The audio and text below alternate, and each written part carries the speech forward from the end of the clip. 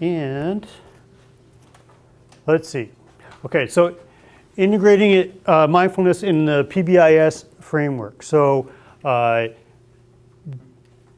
sir. Sorry. One more time. Oh, sorry. Because we did stop. Okay. Roll camera. Focus. We're going to make the best video ever. And anybody else wants to be interviewed, you're welcome to it. The more we have, the better. Okay, maybe after. Okay, new teacher training, day 3.2. 3.2. Mindfulness, Mark Sawyer? Sarah. 3.2.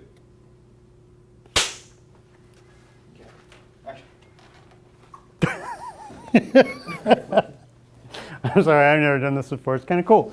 All right, so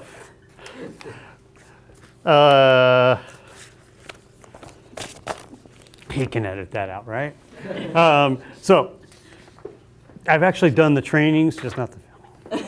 Now I'm talking to the camera. How am I going to be mindful with that thing going? All right, so go ahead and take one of these. And it'll kind of give you an overview of how you can integrate PBIS in mindfulness into the PBIS framework. Okay, so there's a tier 1 in PBIS is a universal interventions. So that would be campus-wide. Okay, so Ms. Dominguez, because we're on film, I don't know if I should. Everyone's going to see.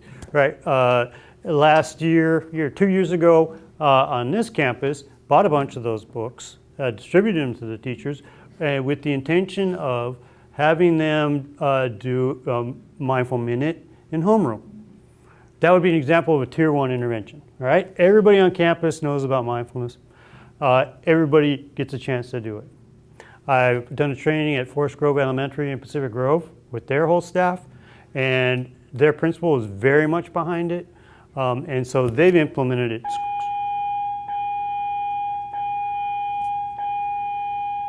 School-wide, and they can have like be mindful or whatever. They have their little posters for their school, and the teachers do it with entire classrooms. And he does it at recess at lunch. Another principal at Robert Down in Pacific Grove does it at before school at recess, and she'll go out on the playground and ring a bell, and 250 kids will all sit down and do mindfulness for a minute. All right, that's a universal intervention, tier 1. Okay, tier 2 is targeted groups. So as counselors, I would imagine that would be something you would be doing, right? And you could use things from these curriculums or whatever, other types of curriculum that you run across. I use these because they're evidence-based, and there's a big push, to use evidence-based materials. And then tier 1 is individual, yes. Can we find this material in Spanish as well? I will give you, so I've been working on that. There are some, I know of video and audio that the Mindfulness Awareness Research Center at UCLA has on their website. It's called MARC, and no relation to me. But you can go there and get the audio video in Spanish for his guided things, perhaps for parents, maybe for like older youth. It would be helpful. But yeah, there is stuff out there. Okay. At one point, I was working on translating the Mindful School stuff into Spanish. Yeah, that'd be awesome. But there's copyright stuff and all that. I didn't want to do that. Okay, so this will give you some ideas about that. Other thing I wanted you to do was take one of these and pass it around. And this is a brief, kind of a snippet of research studies on mindfulness in education. And what I'd like you to do is, how many pages is that?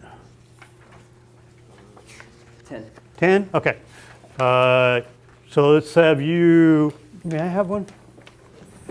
More like 9 from the back. 9? Okay.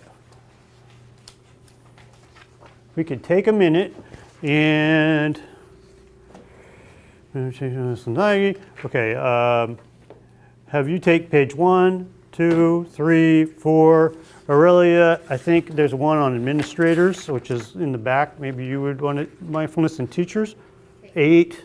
And, there's mindfulness administrators. Reba, would you take that, starting on 9? There's a study. Okay, and just read your page, and then pick the one that you think is the most interesting, and we'll share out after 5 minutes, okay? Yes, sir. Mark, for a better audio, Yes. when they share out, just make sure you stand next to them. Okay. Thank you. So it's really not page 3, right? Because they're double-sided. If you gave me page 3 on page 5. Ooh, you're making this Got it. over complicated, but yeah, sure, you could do page 5 or 'Cause the we're real all page gonna 3. Share out so that we. Yeah, just do page 3 if I said 3. And he would do 1, 2, 3, the number. Or if you could do 5 if you really want, because I didn't assign Never 5. mind. Okay. So I focus on Mark, and you focus.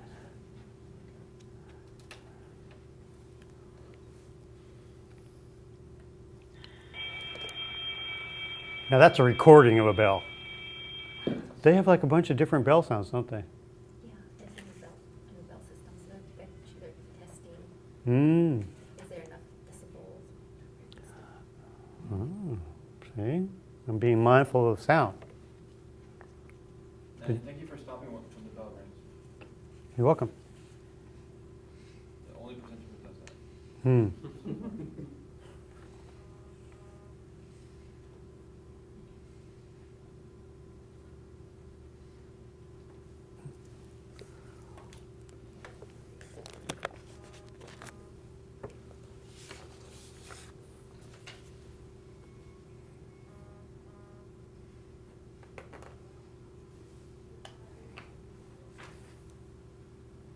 Do you want me to take off in like, No, that's fine. If you're just next to them, they'll pick it up. okay. These bells are so annoying. I know, right? Do you have a mic that I can just, or that, Get the other one of these, you know, try using this mic. You know, transfer over when you ask them the question, and then go back to the regular mic. If you just stand next to them, it'll be fine. okay.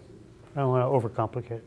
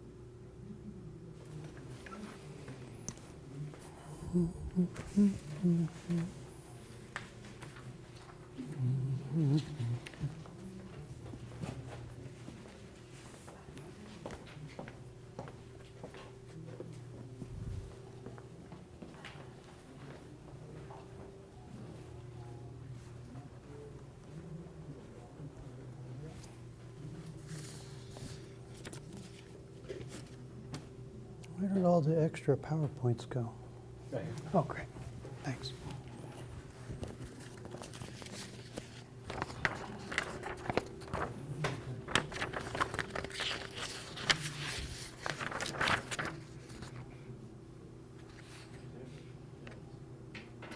Sensor, so when you look in here, it turns on this turns off the alarm. That's why it's for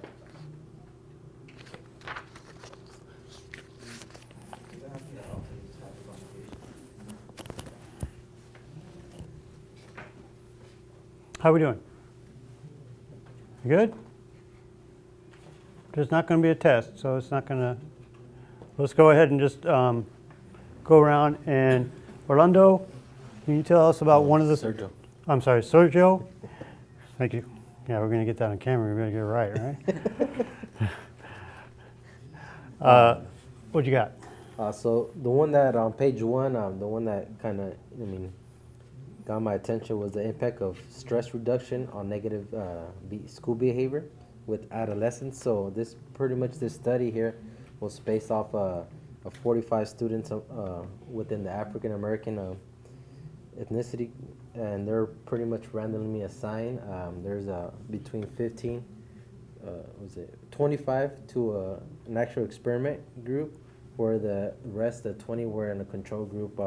So this 25 that were in the experiment group pretty much got some mindfulness within at home and at school, 15 minutes each session, so 15 minutes at home and 15 minutes at school for a period of 4 months, where the control group only got a 15-minute session of health education at school only. And the research that they got off this, the findings were pretty much that the experiment group showed that the reduced rates of absentees, rules infractions, and suspensions compared to the control group. So pretty much there's an impact on it within the findings of the article here. Suggesting that mindfulness could help improve attendance and decrease behavioral problems at school, right? And also that it's effective with African American culture, right? Okay. Or people from that ethnicity. Okay. And thank you, Sergio. And Orlando? So the one that stood out Sorry. to me is, so I'm gonna be working with high school students. I saw one that said 14 to 18 years old, adolescents, and this was a clinical trial that was based on the MBSR, so mindful-based stress reduction, and it had a great result. It reduced symptoms of anxiety, depression, somatic distress. It increased self-esteem and sleep quality. Good And results. sleep Quality? Sleep quality, okay? Yeah, that's one thing that you'll notice. People that have difficulty sleeping or going to sleep, staying asleep, that this can really help. Especially something called the body scan. You can get recordings of that. There's one that's about 20 minutes, and my wife would fall asleep halfway through every time. You know, I've had students fall asleep at school doing them. Right? And I'm sorry, Luisa. Julissa. So is that with a J? Yep. Okay. Julissa. All right, so the article I will share is based on it's a school-based program. It was a study of second and third grade students who did 30 minutes twice a week for 8 weeks. And they showed greater improvement in executive function, gains in behavioral regulation, and metacognition. Terrific. Yeah. Reba? So I actually accidentally read the teacher one and then the administrator one because it was on page 8. So I just was reading about, I guess they did a study where they trained teachers in preschools for 8 weeks of mindfulness, and they found that even though it doesn't sound like they did much for the students, it changed the students' behaviors. So they noticed a decrease in any negative social interactions. They didn't notice any changes in the positive social interaction, that remained the same, but a strong decrease in the negative interactions. So they did notice it was effective in changing the teacher-student interactions in a positive way. And then I read the mindfulness about administrators. So our administrators, especially our principals, are under a tremendous amount of stress. So they have a lot of things coming at them and a lot of things to organize. So they've also looked into emphasized on the whole idea of training them in mindfulness and meditation as a way to manage their stress. And they just presented it. I think this one was an actual study, but just presented it as a great way to reduce stress for administrators. All right. One thing I would add to that is I did a training with school staff, and a principal was there, and I did several pre-tests and post-tests, and the person who showed the most improvement was the principal. That was me. That was you. Yeah. Wow. Yeah. And it works. And Kimberly? I looked at a study that looked at family yoga meditation. and they taught them the yoga meditation for children and parents that have ADHD. And it was a 6-week program, and they did it twice a week in clinical sessions and regular meditation at home. And what they found was that there was improvement in the child's ADHD behavior, as well as self-esteem and relationship quality. And then they also found that the children had better sleep patterns, similar to the other studies, and less anxiety as well. And then at school, they had more focus or concentration and less conflict. All right. All right. And parents reported feeling happier, less stress, and they felt more able to manage their children's behavior. So lots of benefits, right? I mean, it would make sense, right? Because mindfulness is basically paying attention. And so when you have a disorder that's got attention in the label, you know, it would make sense that it would work well with that. And I found that to be true with many of the groups that I've done. Oftentimes the students with that disorder or meet that criteria are the most challenging in the beginning. Sometimes by the end, they are the ones that have made the most progress, very noticeable, and even they notice themselves. And they feel more in control, more calm, and are actually, you know, able to go on and teach others.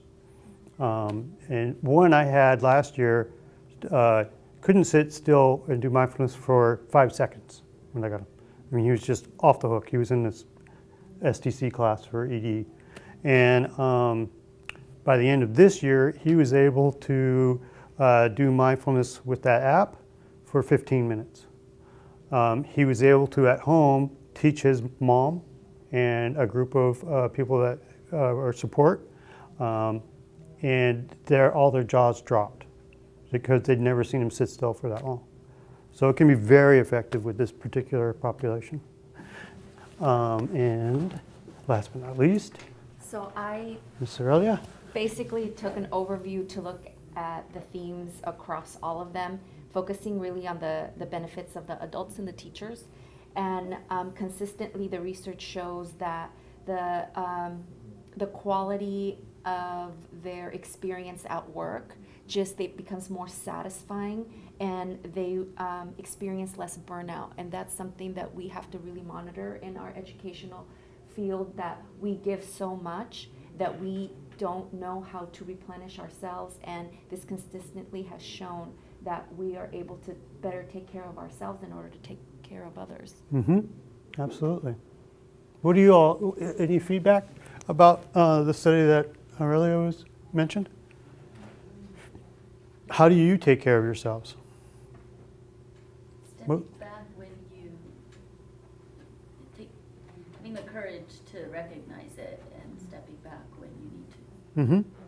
Taking care of yourself. Yes, like for myself, I always go off campus or go in my car for lunch, because I notice if I'm there in my office, I work. Mm-hmm. So, or I'm thinking about work, so I try to change the setting, and it's just something that I've done over the years, Mm-hmm. just to get away for that 30, 40 minutes and just kind of, anyways, it helps me. Yeah. I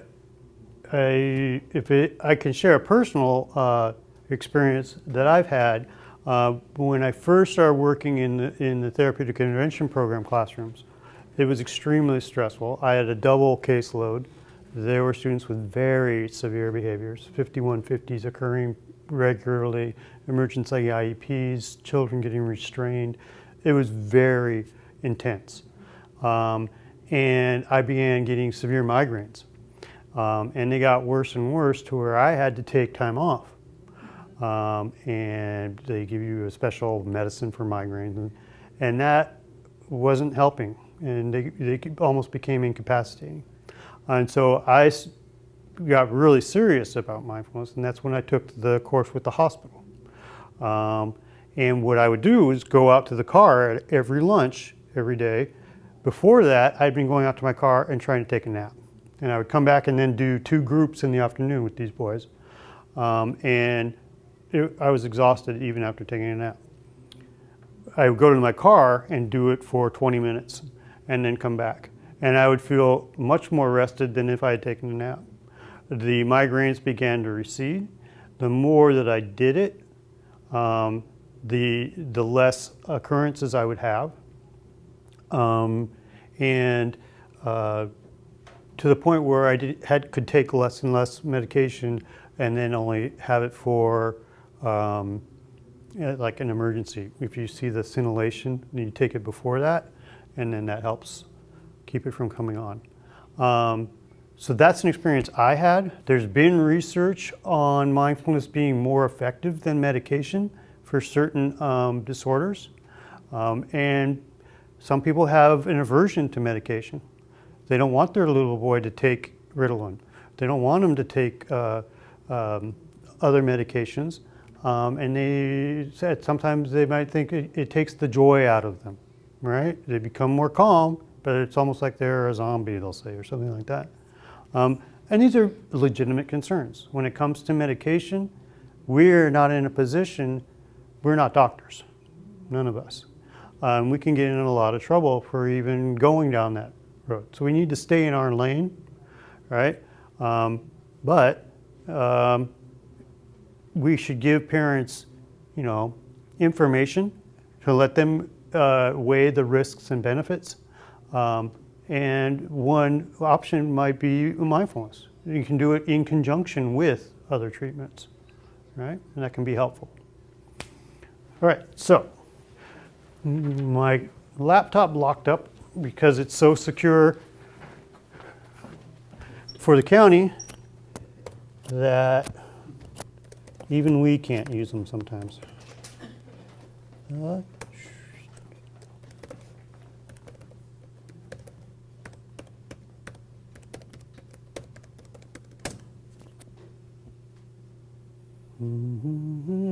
Now, did the projector go to sleep too, or I don't know. Let's see, once I wake up my laptop, if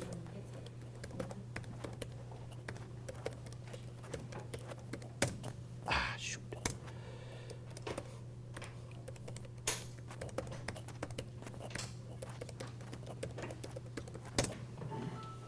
Yay. Okay.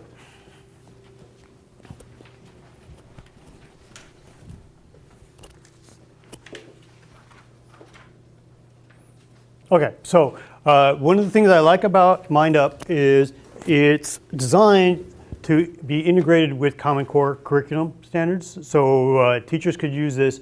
If you open it up to any one of the sessions, you'll see that it's got suggestions on how to integrate it with language arts and science, I think mathematics, humanities.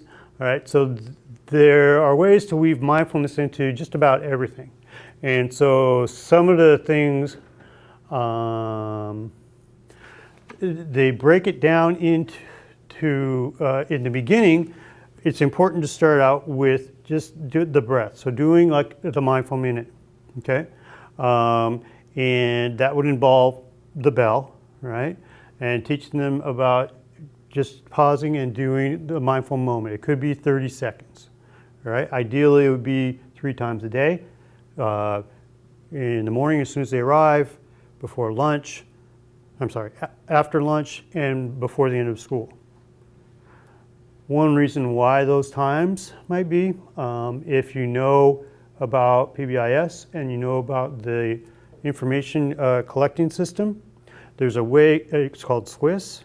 There's a way that you can analyze the data for when the most behaviors occur, all right? And statistically, nationally, they occur at those times, all right? The kids are coming in the morning, they're rowdy. The kids are coming in from lunch, they're rowdy. Before they're getting out of school, they want to go, they're rowdy, all right? So these are ideal times to use to target mindfulness to help decrease some of those behaviors. Now, 30 seconds doesn't sound like much, right? But we're not trying to create Zen masters here, okay? What we're trying to do is prime their nervous systems with brief moments of mindfulness, all right? So it's priming the system, even if they only connect for that 30 seconds to themselves, even if that may be the only 30 seconds of quiet time that they have in their lives. I don't know how aware of you all are of this particular neighborhood we're in, but it can be, this is one of the most violent areas of Salinas, all right? The whole PBIS grant was designed to reduce violence in the community, all right? And so I've worked with groups of kids at this school and asked them, how many of you have heard a gunshot in your neighborhood? And they all raised their hand. Some of them described to me seeing youth dead on the pavement, and they can describe the whole thing, all right? So there's a lot of trauma, a lot of secondary trauma, there's a lot of stress, there's a lot of secondary stress, chronic stress, and what that does to the body is wears it out, right? Like the doctor said in the video, you have this low-grade stress response all the time. And so norepinephrine, adrenaline, all those stress hormones are pumping through the body, and it wears it out. It can affect memory, emotional regulation, executive functioning, all the things that we need for them to do well in school, okay? So in Mind Up, they start out with not straight into the meditative part, but just the breath part, and then a little about the brain, okay? And just 3 parts. And so the prefrontal cortex being the area particularly focused on executive functioning, decision-making, judgment, those types of things, rational thought. The amygdala, which regulates the fear response, fight, freeze, okay? And the hippocampus, which is crucial in memory, okay? And that's it. So why? Why would we do that? It can help them to, when we know more about something, we can feel more in control of that, right? When we can appreciate it more, all right? So in their curriculum, they break down different ways of approaching it with different age groups. And it can be very cute when you have, first graders saying, I like the hippocampus, and they go home and they're talking brain science to their parents. It's like, wow, so it gives one a sense of that there are reasons why they're experiencing certain feelings, and there are ways to gain control over that, right? And makes it less scary. Okay. Does that make sense? Okay. Personal awareness, 5 cents. Okay, so starting groups or even in classrooms, in education, each classroom, they have their own sets of rules. You have behavioral expectations in PBIS, which are usually made very explicit and framed in a positive language. Rather than don't do this, it's do this, right? In class, we have still bodies, use our inside voice, those types of things, all right?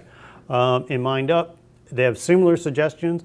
I found this helpful in one of the classes I did at this school with the opportunity kids, all right? So they have behavioral issues, and sometimes having a visual prompt on the wall to redirect them to can be helpful, right? They're not mindful of the rules all the time. I am not the enforcer, I am not the punisher, I'm not the discipline guy, but I can say, I'm noticing that you're very fidgety, or I'm noticing that you're talking a lot, Does that what mindfulness sounds like? No, our voices are silent when we do mindfulness, right? For that mindful minute or whatever it is. So we can just say, that's what mindfulness is. This is what we're trying to do, in a very non-judgmental and accepting sort of way. Our kids, especially the ones with, ADHD types of traits, be it, and I should have a little footnote on that ADHD is very overdiagnosed, and there are other disorders that have similar traits, PTSD for one, that are often mistaken for ADHD. Somebody who lives in a neighborhood where people are getting shot and mugged and there's gangs all the time would be hypervigilant. So that means they're very vigilant, they're looking around, they're scanning all the time, they're ready to move at a moment's notice because that's a survival thing, and they've been traumatized, all right? So if they're behaving like that in a classroom, it's not conducive to learning, and it can also often be misidentified as ADHD, okay? So, core principles, mindfulness, mindful listening. Okay, so one of the units is mindful listening, okay? And so I use a lot of props. If I was in the same room all the time and not an itinerant therapist, I'd probably use a whole lot more, but I have to lug them around all over the place. So, you know, it's challenging. You all are stationed in schools, so maybe 2 schools, but still just 2 schools. So you can, you know, stock up on a lot of different things, right? And I recommend that. It can be very helpful. We're part of mindfulness. I mentioned that the breath is the basic anchor, but we use all 5 senses, all right? So we will go through not only the mindfulness of the body, so your proprioceptive senses, your touch senses, but smell, taste, sound, sight, okay? So for sound, I'd like you to let your eyes close and listen to when I ring this bell.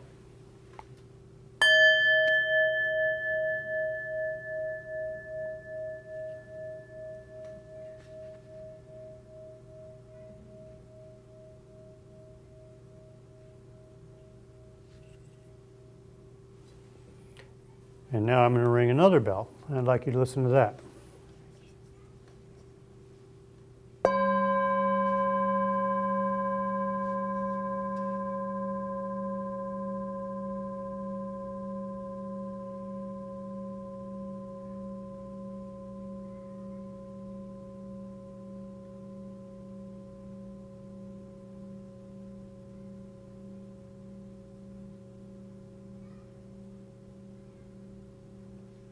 Okay. Now, please open your eyes. Tell me what you noticed between the 2 different bells. It was like a deeper, I don't know, they were probably both the same length, but I felt like I heard that one longer. Okay. That's just me. Okay. What else? Second tone sounded lower to me. Lower. Uh-huh. What else? Which one did you like better? The small one better. The small one? Why? I don't know. I don't know if it's because you used it first, and that's like, kind of like, it was a nice beginning to start the class, the PowerPoint. So you were used to it. Yeah. You had already associated mindfulness with it. It was comfortable to you, Yeah. right? This was a transition to a new sound, right? Some of our kids have a hard time with transitions. You know, I work with a lot of kids on the autistic spectrum, be it very high functioning, but there could be other reasons why they have difficulty with transitions. Which one did you like best? Same thing. You The like- association was with the smaller one. Mm-hmm.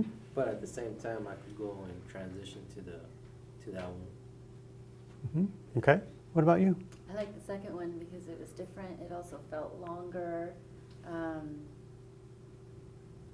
Not that the first one wasn't, but this one just felt peaceful. It reminded me of a church bell. Mm-hmm. Sure. That makes sense to me. How about you, Kimberly? The lower sound felt calmer to me. Calmer. Really? I agree. Yeah? The second one. Right. Okay. So isn't that interesting? Both the guys like the higher pitch one, the ladies like the lower pitch one. I like the lower pitch one as well. All right. When you had these guys testing all the bells today, right? I'm guessing there's a reason, right? Decibels might be one, pitch might be another. Which one do you think kids will respond to the most? If you want them to get up and move as fast as possible, The first one. right, higher pitch, more clear, more sharp, right? I'm guessing there's probably a science to that, right? Just like there's one to Muzak, right? So different tone can have an effect. Similarly with our voice, right? If I'm pressed for time, if I feel really anxious about not knowing all my material, or my bosses are here, or whatever, my job's on the line, my father-in-law just died, you know, then my pitch is going to be different, probably higher. Right? When I'm stressed out, I'm going to talk faster and talk a little higher. Hi, how are you doing today? Let's get going. I'm already 10 minutes late, and the computer doesn't work, and this guy wants to film me, and right? That's going to sound different than, good afternoon, how are you? Good morning. Right? So my pitch is going to make a difference. Similarly with the bells. It could bring up different associations. Right? A male voice could trigger a female that's been assaulted or abused, or a child that's been assaulted or abused, right? Or maybe it'll be a female voice. Maybe they're abused by a female. We don't know. That gets to trauma-informed care that you mentioned earlier, right? So just being aware of those types of things. Now for kids, we're not going to go into all that, but we may find that they like, because there's really high-pitched chimes. They're cheap and they work, but they may affect them different. You can get free chimes on the phone with like 20 different bells, but it's not the same, right? So that's something that we can be mindful of. Let's try another one. Go ahead and let your eyes close again. And usually what I do is, you guys know what I've got here, but I sneak it in with the kids, right? And I'd like you to just focus your attention on the sound that you're going to hear.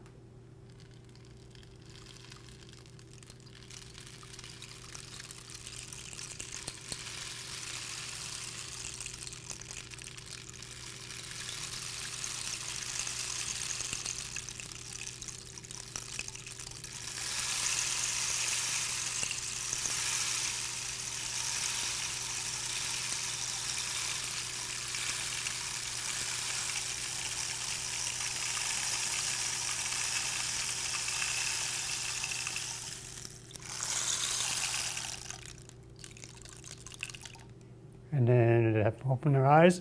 Most of them would have had a hard time keeping their eyes closed with the little kids, right? But what did that sound like to you? Water. Sound like water, right? Rain, right? Yeah? You like that sound?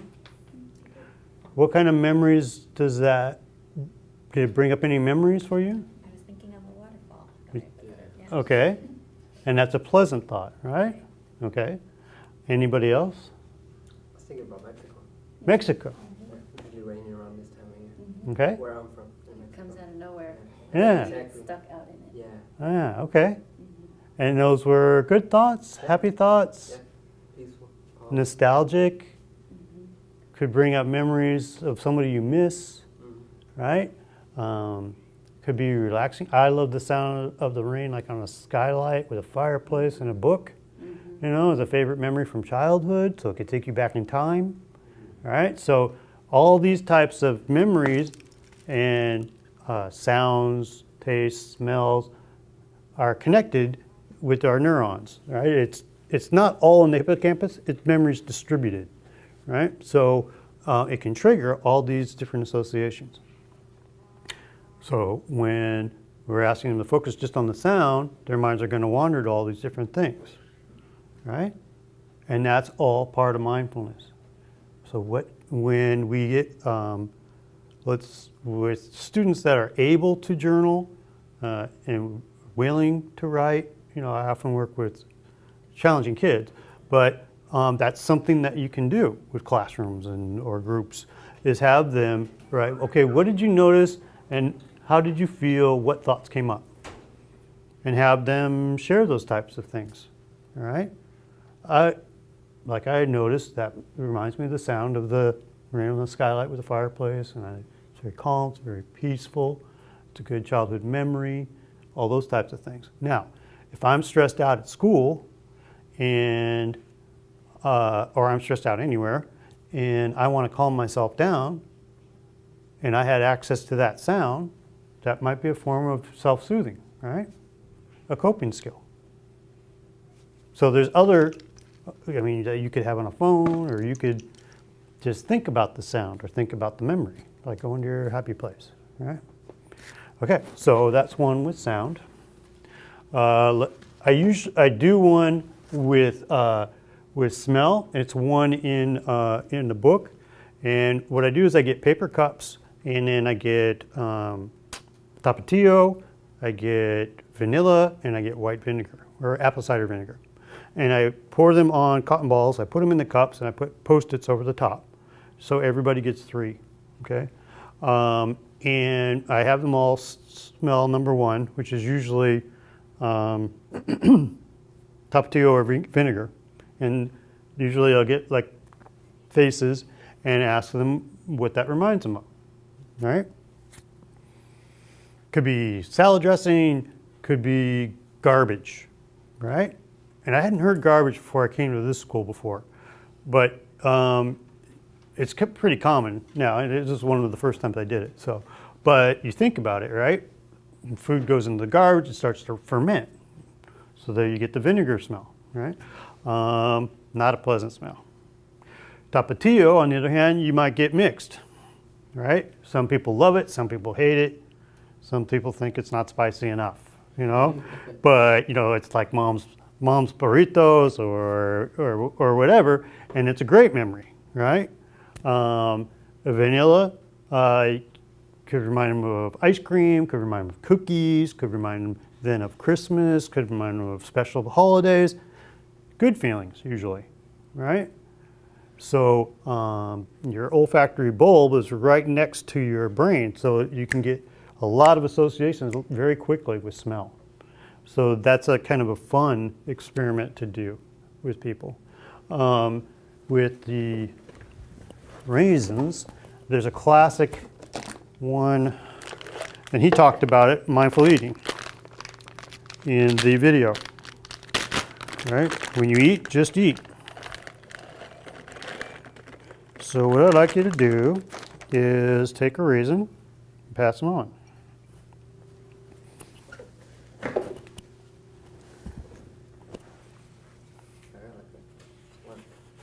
You got a clunk. Okay, that's good.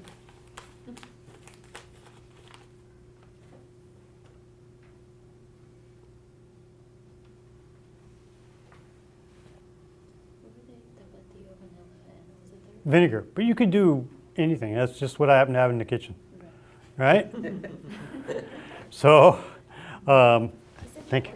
Right, you know. So, and the kids, oh God, some of the kids love that one. My tip class love that one. They're always like, you know, they want me to bring pizza. They want to bring you know, right? So it can grow on them. Hey, anything to get them to do mindfulness, right? Fine, I'll bring cookies. I'll bring, you know, seashells, whatever. Just, and that's something that'll help them, right? To practice mindfulness. Because after a while, you know, it's just like using the word pay attention. It's aversive. So with kids, what I'll do is the most simple definition of mindfulness is just noticing. All right, so mindfulness equals noticing. So what did you notice? All right, rather than pay attention to this, what did you notice? It's like an invitation, right? So what I'd like you to do is hold your raisin in the palm of your hand and just look at it. Just notice all the things about your raisin, or raisins in Orlando's case, right? Notice the shape, kind of oblong, wrinkly. Notice your wrinkles in your raisin. Would you be able to identify this raisin out of a group of raisins? I do this with seashells too, only we don't eat them. But in association with science, right? And introduce them as specimens. So this is your specimen. A lot of kids don't even know the word specimen, right? Would you be able to identify your specimen from another specimen? What's its shape? What are the colors? There's kind of like this grayish, silvery look. There's dark, kind of maroon colored. I don't know. It's shiny, sort of. All right. Then feel how heavy it is. It's heavy. You got like one made out of lead, like Sergio over here, or just feel the weight. Okay. Then I'd like you to pick it up and put it between two fingers and pinch it. Is it hard? Is it soft? Is it firm? So we're also teaching descriptive terms now, right? How are you today? I'm cool. How are you? What does that look like? Oh, it's good. It's okay. That's not telling me anything, right? So again, part of mindfulness is noticing and then being able to describe it to someone, right? Now, hold it up to your ear and then roll it between your fingers and listen. What's it sound like? Sound like crinkly? Like, what else sounds like? Would that be like saran wrap or something? Like, I don't know. Okay, now hold it under your nose. What can you smell? Now put it on your tongue, but don't bite it, okay? I'm not going to do it because I have to talk. Put it on your tongue, but don't bite it. And just see what tastes you start to taste. If you start to salivate, does it start to taste a little bit sour or sweet? Now put it between your teeth and bite down on it, but don't chew. Feel it kind of squish and maybe explode. The stuff starts coming out, right? It'll burst. Now chew it, but don't swallow. And notice how the taste spreads through your mouth. You might get more of the sweetness, the raisininess, some of the acid. Is the skin more acidic than the pulp or the insides? Right? What do you like more? Do you like that sourness? Do you like that? Okay. Now go ahead and swallow. And just notice the aftertaste. How long does it linger? What any feelings are associated with raisins?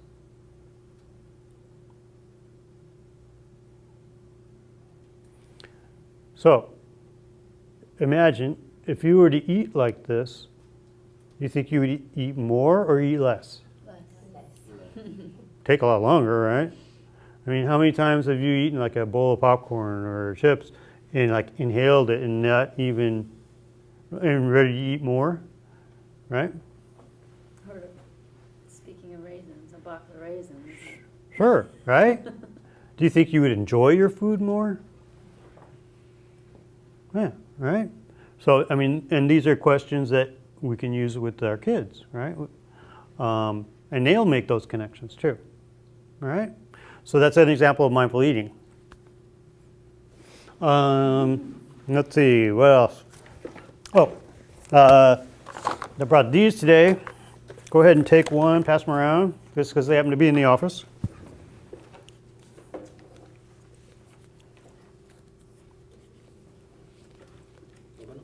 Sure, go ahead, open them. Now, one of the reasons why I grabbed these is because this is one of my favorite childhood smells. It's Play-Doh. Because you can make Play-Doh, you can get other stuff that's not Play-Doh, but nothing smells like Play-Doh.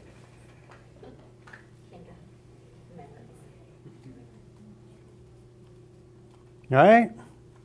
So, and then you could also use this as a tactile thing. You know, what's that feel? Put it between their hands, you know, roll it, squish it. What do you notice about Play-Doh? harder than I remember it. It's harder than you remember. All right? I'm going to be sniffing Play-Doh all the Mine's gooey. gooey. All right? So some are, what feelings do you have associated with Play-Doh? Remember my kid. It's all over the house. exact. Knew you were going to go there. It's really hard to get out of the carpet, right?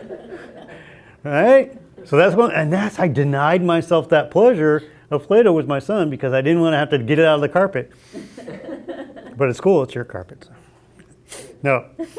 Right? So, in your fingerprints on there, you can notice that. I mean, you can have them make stuff with it and lead right into something else with that. The temperature, is it soothing? It's like one of those squishy toys or, right? So that's there are all kinds of things you can do like that. With sight, at some campuses there's lots of trees. I mean, you can look out the window. How many colors of green do you see? All right? It could be the same tree and there could be dozens of different shades of green. I'm not very good at telling the difference. Like, look at that bag, all right? There's at least 2 colors of green there. There's a green door and there's a green thing on that sign. I would say light green, dark green. But I would bet that one of you ladies might, or my wife, would know the difference between like avocado and aquamarine and, you know what I mean, lime and I'm not being sexist. I'm just saying she's got a much more developed vocabulary for colors, I don't know, maybe it's because of makeup, and she knows all those shades, clothing. I don't know, but I've found that typically guys, it's like it's green, it's dark green, right, and we can tell the different shades, but we don't have the words for it, right? And it's very similar with emotions, right? It's good, it's bad. I feel sad, I feel happy, but grief-stricken or ebullient or, words like that are not words you typically hear a person use. Right?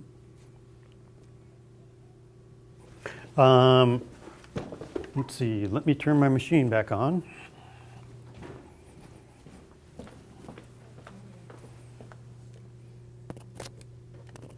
Much better than a spinner, don't you think? What do you think about those spinners? For some of the kids I work with, they're great. But for entire campuses, I think it becomes problematic pretty quick. I just bought that spinner for my nephew. He's autistic. Right, And he, right. So in that case, they can be really a good thing.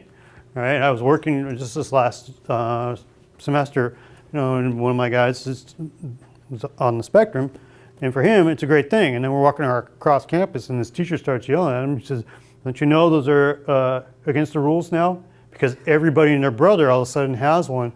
And the teachers are like, "You can't get anything done," and people are stealing each other's. Or I traded a $20 one for a $5 one. Now my mom's mad, and the principal is becoming the spinner referee. And it can be problematic, right? So mindful movement. So children with autism have issues with boundaries, right? And reading social cues and things like that. That can be, doing mindful movement can be helpful with that. And the rest of us, right? So when you saw them do the mindful walking in the video, there are recordings that you could get on that free app that do that. Or you can just do it on your own. Walk very slow around the track. You could have your headphones on with just like nature sounds or something really, non-distracting. And just noticing the weight of your foot on the ground as you walk. Each muscle that you're using to lift your leg and then shift your weight and then shifting it to the other leg. And if you do it slow enough, it starts becoming hard to walk. We do all these things without thinking about them all the time. So you might discover different muscles that you didn't realize you are using, right? So there's lots of different ways that you can incorporate movement. Yoga is another one that can be very helpful with calming, with health. It's a form of mindfulness, basically. And there are great videos and resources on doing that with children. Some schools actually incorporate it into their PE programs. I know North County High had yoga classes. You could choose between like regular PE and yoga. Carmel does that. Many districts do that. In SPED classes, sometimes they'll call it like brain breaks or different things, you know, and have them doing basically yoga, right? You don't have to be a certified yoga instructor. I mean, there are basic things, you know, common sense things. You wouldn't try to get them to put their foot behind their head or whatever. You want it to be safe, but it's not that complicated. It's basically touch your toes with a couple of different, you know, variations types of things. So that Palouse mindfulness curriculum that I showed you, the MBSR 8-week course, has a link to a video done by a doctor, and she models it, and you could watch that. And she does it with an assistant that also does it in a chair for people that have, you know, physical impairments. So there's lots of variations you can do, modifications they call it. Let's see, what else we got here? So attitude, perspective taking, learning to see things from another perspective, mindfulness of perspective. You may have a different opinion of Play-Doh than I do. You may think spinners are a great thing. The principal may have a difference of opinion with you, all right? So how do we teach mindfulness of perspective? There's a section on that in the Mind Up curriculum. There's, you know, lots of things, and one little tool that I use I can share with you very briefly. Let's see.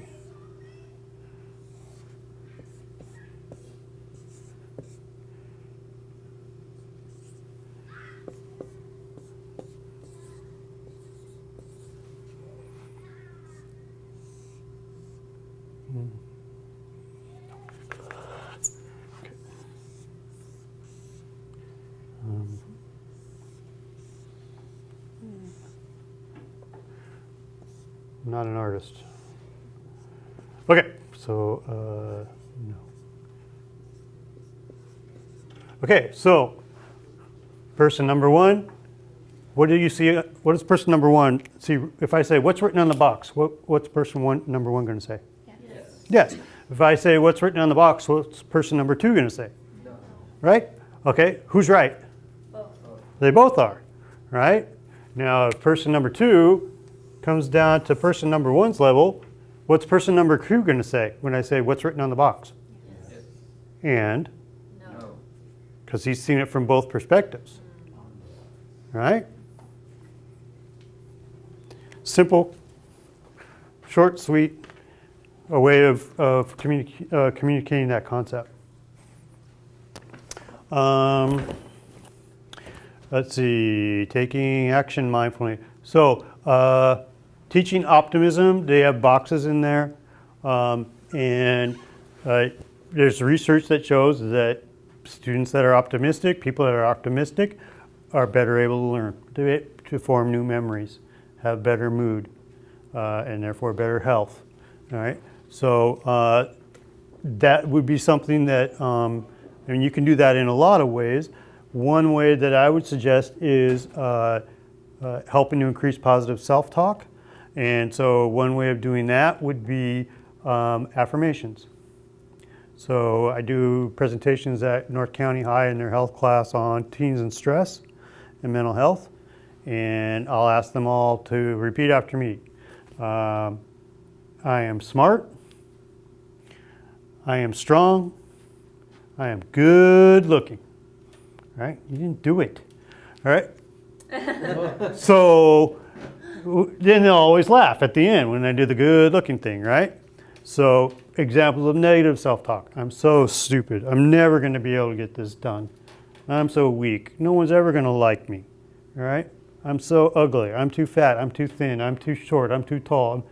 You know, right?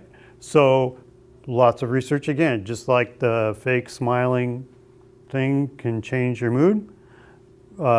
Repeating positive affirmations. I am calm. I am peaceful. I am smart. I am happy, right?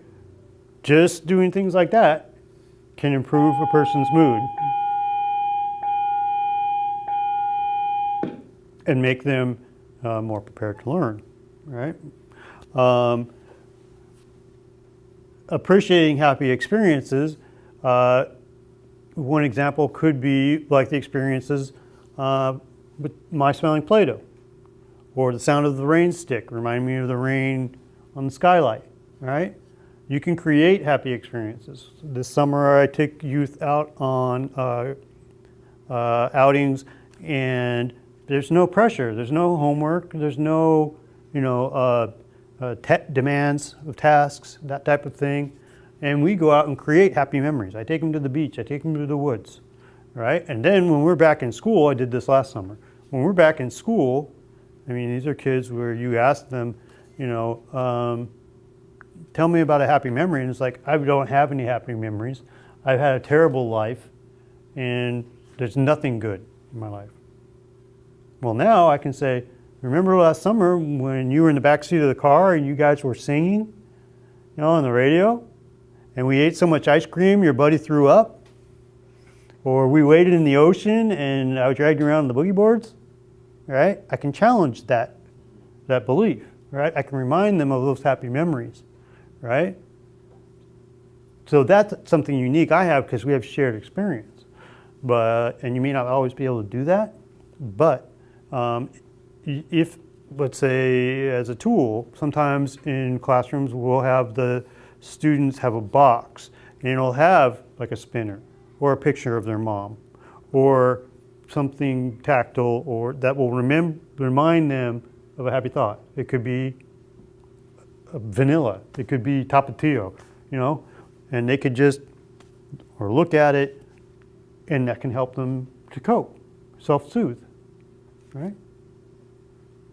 So if they're mindful that they're experiencing anxiety or they experience a certain mood, they can identify that, they can self-monitor, then they can make the conscious decision to cope. One thing that mindfulness does is it creates a gap between the stimulus and the response, right? And in that gap is our ability to choose how we're going to respond. Because oftentimes it's just stimulus reaction, right? You hear a car backfire, it's a gun, get down, right? Or, someone yells at you and you respond, right? Mindfulness helps create that gap. And that's the one freedom that, I don't know if you know who Viktor Frankl is, but he's a famous psychologist who survived Nazi concentration camp. He has a book, right? He has a bunch of books. Man's Search for Meaning, Yeah. right? And in that, he says that man's final freedom, man and women, the one that no one can ever take away from you, is your ability in any given situation to choose how you will respond. All right? Mindfulness helps create the gap where we can make that choice. So it's very, can be very helpful. Gratitude. You can ask them about gratitude journals. Just expressing gratitude. One thing I do with students is just have them go around and just say things you're grateful for, right? I'm grateful for my son. What are you grateful for? Grateful for family. Right? Sorry, I was looking up that author. Grateful to be here. Grateful to be here? Friends, Friends? family. Family. And you can go round and round and round.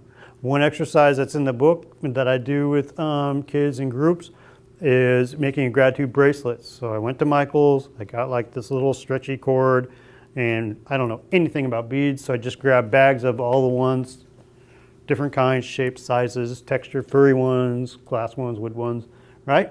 And we just sit on the floor and give them a piece of string and pass it around. and they take a bead and say what they're grateful for, and they make a gratitude bracelet. And you have it there, so instead of that box, you have the bracelet, right? So the bead, one bead might be my wife, one bead might be my son, one bead might be air, the food, whatever, right? My teacher. So creating gratitude bracelets is an activity. Performing random acts of kindness, and I have a handout on that. It's like 100 acts that you can do. You guys email me, I can send them to you. Then it becomes taking it out of the self and into the community. All right, so doing random acts of kindness for people in the group, extending that to the school, and then taking it out into the world. So how can we improve our campus? How can we improve our community?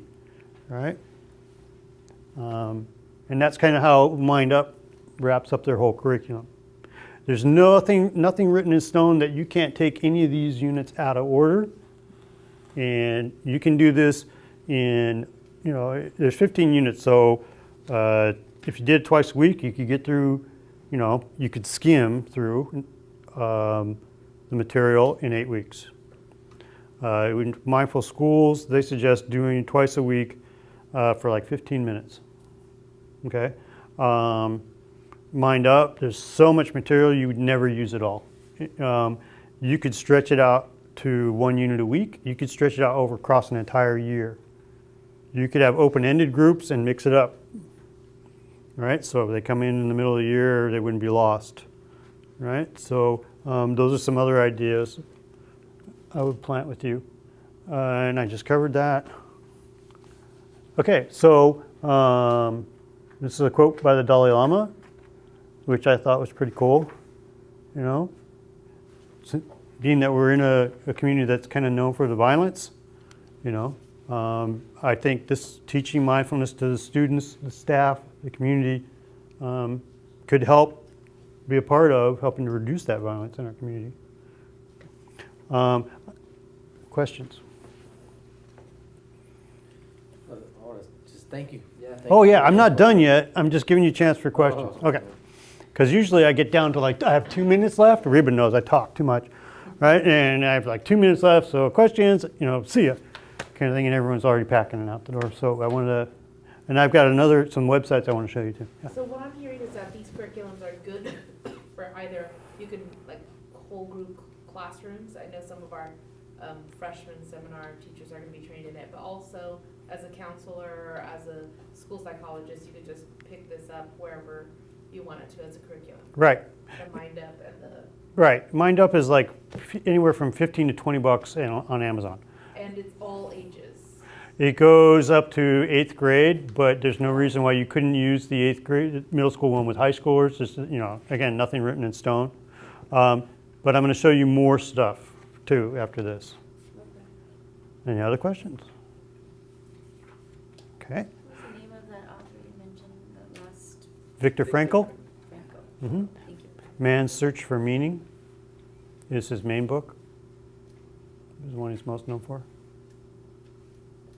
It can be a depressing read because he describes this whole concentration camp experience, but it can Powerful also... too, though. Yeah, I've read it a few times.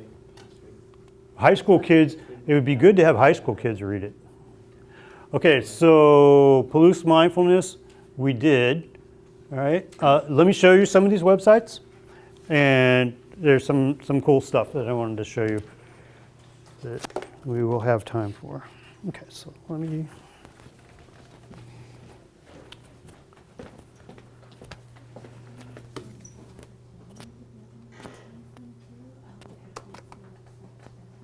So you're not going to be here this afternoon? No, I'm going to be going back to... that's interesting. I have the website on here, but that's not shown on there.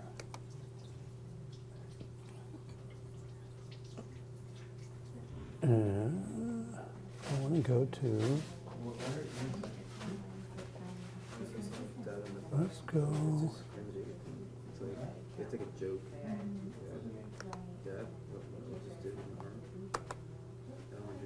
Okay, maybe I have to exit out of it.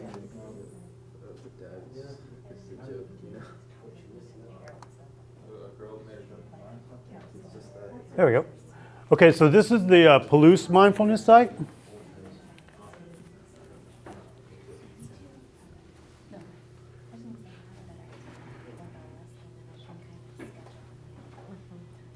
So this is the MBSR site online, and it's got links all down the side to each week, and then each week it shows you videos. It's got links to and supplementary reading and all that kind of stuff. So that's kind of how that's arranged.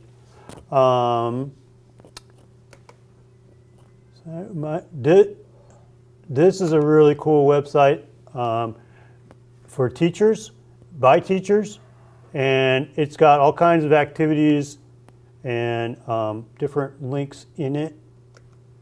And there was one I wanted to show you. Let's see if I can get this to scroll over and go down. Do it yourself. Self-care. How about resources?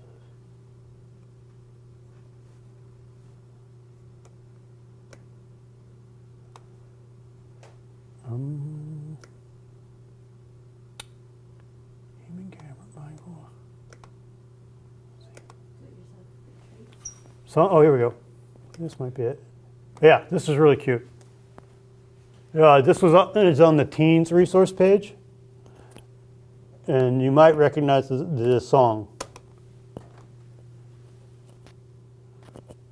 Because you know it's all about the breath, no distraction. It's all about the breath, no distraction. It's all about the breath, no distraction. It's all about the breath. Yeah, it's really clear. I ain't no yardie, but I can tame my mind and make it healthy. 'Cause when I'm present, there's no more right noise. Now's the right time, and here's the right place. Them thoughts keep telling me how you're never good enough. We know that shit ain't real, a thought is just a thought. We all got Okay, that's the only cuss word.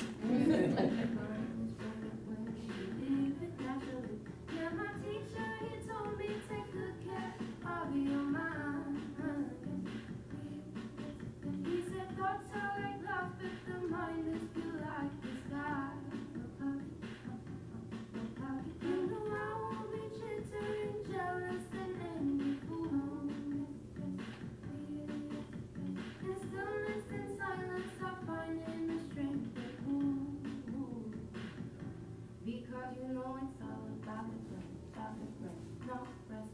It's all about the breath, no restless.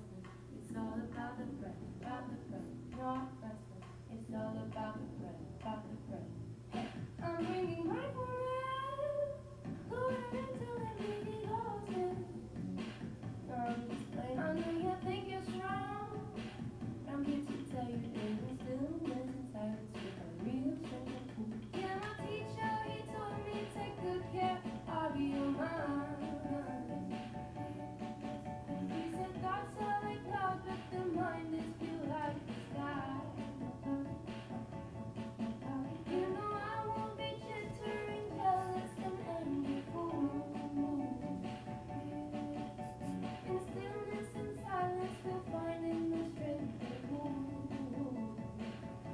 Because you know it's all about the breath, no dullness. It's all about the breath, no dullness. It's all about the breath, no dullness. It's all about the breath.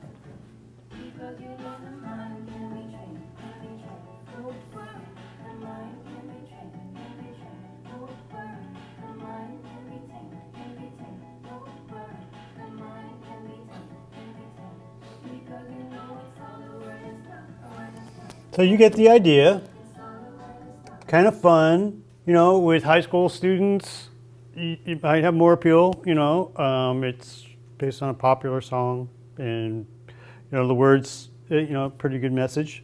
There is another one for younger kids, but like a famous, I think, Colby Calais and Sesame Street.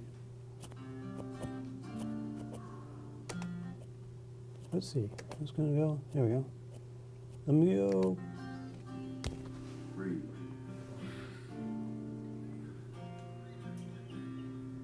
Sometimes the monster that's inside you is a monster that is mad. It's a monster who is angry. It's a monster who feels bad. When your monster wants to throw things and your monster wants to shout, there's a way to calm your monster and chill your inner monster out. Breathe, gonna breathe right through it, belly breathe. This is how you do it. Breathe, gonna breathe right through it, belly breathe. This is how you do it. Put your hands on your tummy, now you're ready to begin. Put your hands on your belly and you slowly breathe in. Breathe, belly, belly, breathe. Belly, belly, breathe. When your belly go out and out, and you start to calm down without a doubt. When your belly go in and out and out and in. Yeah, and it feels like it's soft again. Belly breathe, gonna breathe right through it. Belly breathe. This is how you do it. Breathe, belly, belly, breathe. Belly, belly, breathe. Your mad monster may appear at any time and any place, and that mad monster will make you make. So you get the idea there, right? This website is really cool. It's on like one of the last slides in the PowerPoint, but it's not on the one I printed for you. So let me get back. Oh, I've got 23 minutes of battery. Let's see. Let me get back to the PowerPoint, and you'll be able to write that down. Let me in to go away. Go away. Yeah. The first one gave me goosebumps. I didn't like it. Well, it's good that you're mindful of that. See, some people have. For me, I just started laughing. I thought, "Oh, this is hilarious." I thought it wasn't very representative of the Culture. population. Yeah, population. Yeah, I noticed that too. So again, you know, it's just there's stuff like that out there. That's not there's Great. there's tons of stuff out there. I think it just might be turned off by it instead of schools. Let's see, way down here.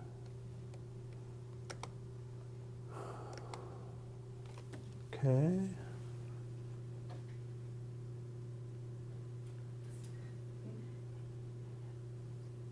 You can let me there. Oh, no.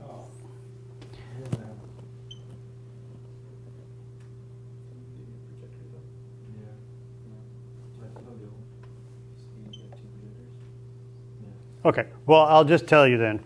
Oh, here we go, great. So Mind Up, and oh, I wanted to show you Mindful Schools too. This one, that one is this website, Mindful Teachers, that I just showed you. Mindfulteachers.org, and then once you get there, you can find all the other stuff. And just one more I want to show you, and that's the Mindful Schools.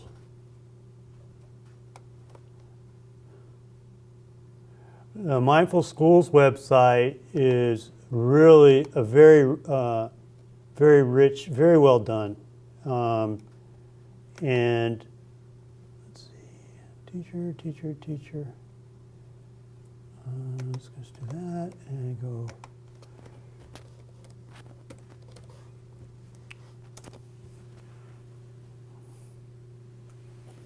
Okay. And then you're going to want to go to the, no, I don't need that. Multimedia. And these are full-length movies. The one with the one Room to Breathe is about an hour long, and it actually documents. It's actually an award-winning video. And I bought it from iTunes, and then like about a month later, Mindful Schools just made it free on the website. But it documents one of their staff doing it in a school in the Bay Area that had like the highest suspension rate in the worst classroom in the school, and documents the change that she went through and the students went through. It's really good. So I'd recommend that highly. And then it has links like a teaching. This is the woman in the movie, and also these are examples of her doing some of the lessons with class. There's video with this gentleman here goes into the whole mirror neuron thing and neurobiology of mindfulness. And there's links on just all kinds of stuff at this website. It's really well put together. All right, I'm about to get kicked out of my computer, so I'm just going to wrap it up, I guess. Let me power this off. Great. So I want to thank all of you for coming today. I'm grateful to Reba and to Aurelia for the invitation and the ability to keep kind of spreading this idea through the school system and the county. I'm hopeful that you all will find some of this useful, and I extend to you an invitation to contact me with any questions, any requests that you might have about materials. I've got extensive lists and access to resources, so and I'm more than happy to help you in any way that I can. Yeah. I'm sorry, you are not an employee of the school district, right? No. So can we have your email address? It's not on here. It is on one of the last slides. Oh, It at the should end. be on the Okay. thank you slide. Ah, There you go. Yeah. They just moved me from the Marina Clinic to the Salinas New Schilling, the government center building. And so don't have cards with my phone number on it and all that. But email is probably the best way to get a hold of me. And I think I'm going to be doing more groups all over the county this year. So that might be something, if you start doing something like that I could help you with. All right? Yeah. you mentioned at the beginning that you just did a group at a school site last year. Uh-huh. Is that something you regularly do, and Yeah. how do you, is that something admin, or, I mean? Yes, that's something that the school decides and they take on.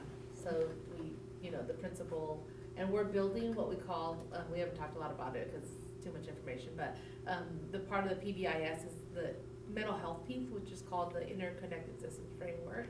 So slowly our district, we can't train everyone because there's not enough resources, but we're starting to pilot the program at Salinas High, and then we're gonna move it to through the rest of the district. So you'll be hearing a lot more about this. I'm sure you're gonna know more than most, maybe, some of your other counselors at your sites, but we're gonna be trying to build this throughout our district.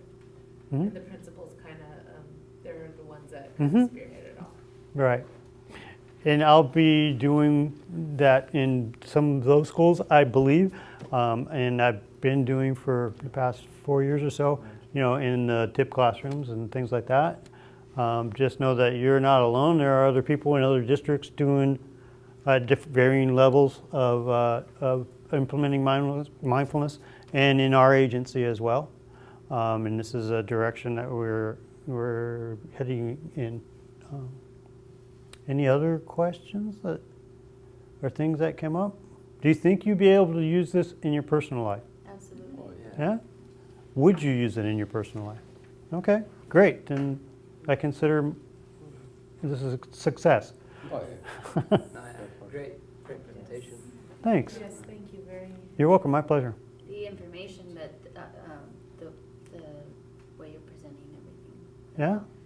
Thanks. Very user-friendly. You've been a great group, and I wish you all the luck and look forward to hearing from you. Okay, All right. one more thing before we go. Sure. Ms. Dominguez, she had to go back to her site, but she wanted me to let you guys know that you guys are welcome to go to your sites this afternoon. You don't have to come back here, but go to your site, kind of start getting settled in, and meeting with, counselors, or, it's a little bit different depending on what you do, but you might want to start getting settled in. Is that after we eat or? So after lunch, yes, go back, you can take your lunch, and then you can be at your sites after that. You don't have to come back for another training like the other, like teachers might be. And then also, she said she'll see you tomorrow, so we're gonna have the trauma-informed practices. You'll probably meet in the multipurpose room, and then after that, you'll come back, and I think around 8:45, we'll be having that next training. Okay, So, thank you so much. thank you. Can everybody look over here and give a big smile to the camera and a wave? Big wave. Okay, zoom in a little more. Okay. Big smile. Wave a little more. Keep waving. We need like an hour. Oh, brother. All right, good. Big smiles, everybody. Okay, good. Okay, Mark, I need you for a couple minutes. Okay. Nice to meet you. Nice to meet you too. Thank you. All right, Sergio, Right. Orlando. Email you just to get the information Yeah. that you have in Spanish. I would like to Sure. see just what Cool, thanks. what they have in Spanish. Sure. Would be great. Okay. Just share. Yeah. some- There's another training we're looking at called the Mind Life Project or something like that. And it incorporates more hip hop music. You know, that was just kind of an example of using music, the one that I showed at the end. And they incorporate more hip hop, more ethnic type cultural things into it. And that might be something you'd be interested in too. Okay. All right? Awesome. Thank you. Oh, you're welcome. Really enjoyed it. You're welcome. My pleasure.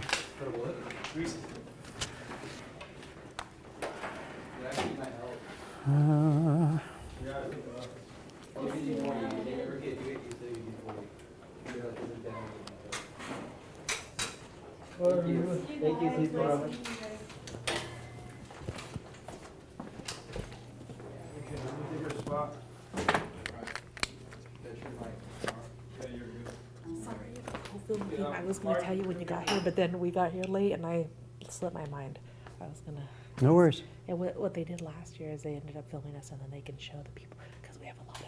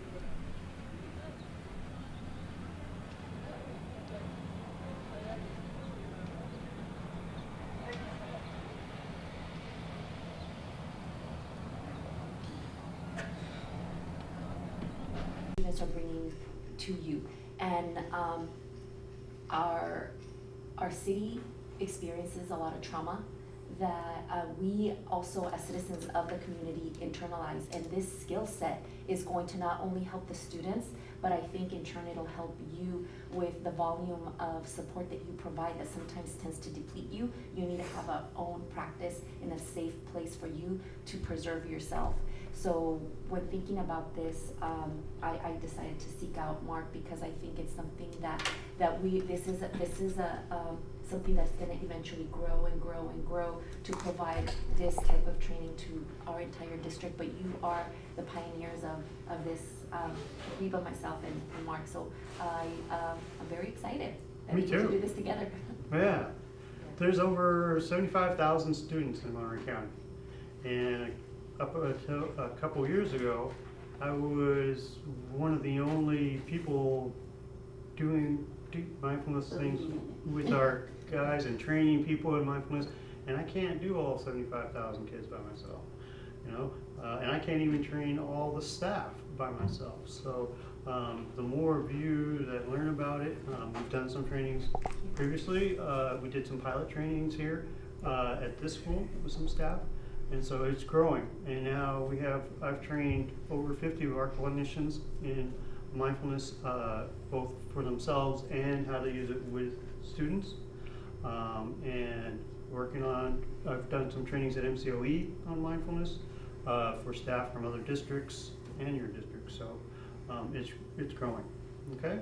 So thanks, Aurelia. Yeah. Everybody. So you are I'm Kim Spears. Kim Spears. I'm going to be a school psychologist at Washington Middle School. okay. Kim. Nice to meet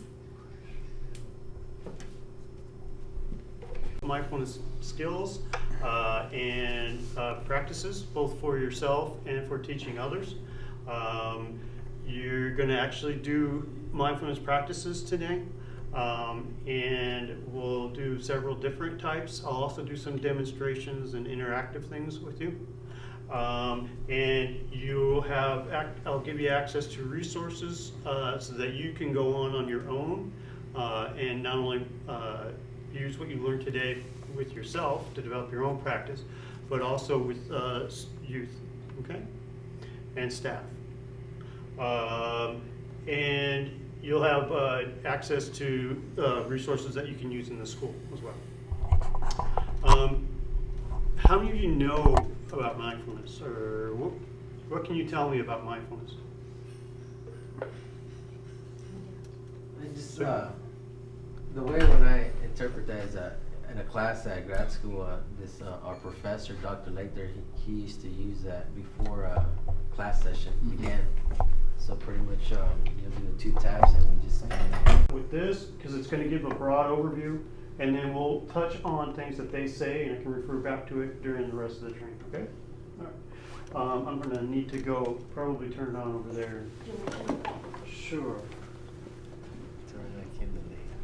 It's interesting, or you want to know more about, or? The comment of exercise for the mind. Yeah. Was that interesting? It struck me. Yeah, I've seen this video dozens of times, and there's lines in it that I will use. That's one of them.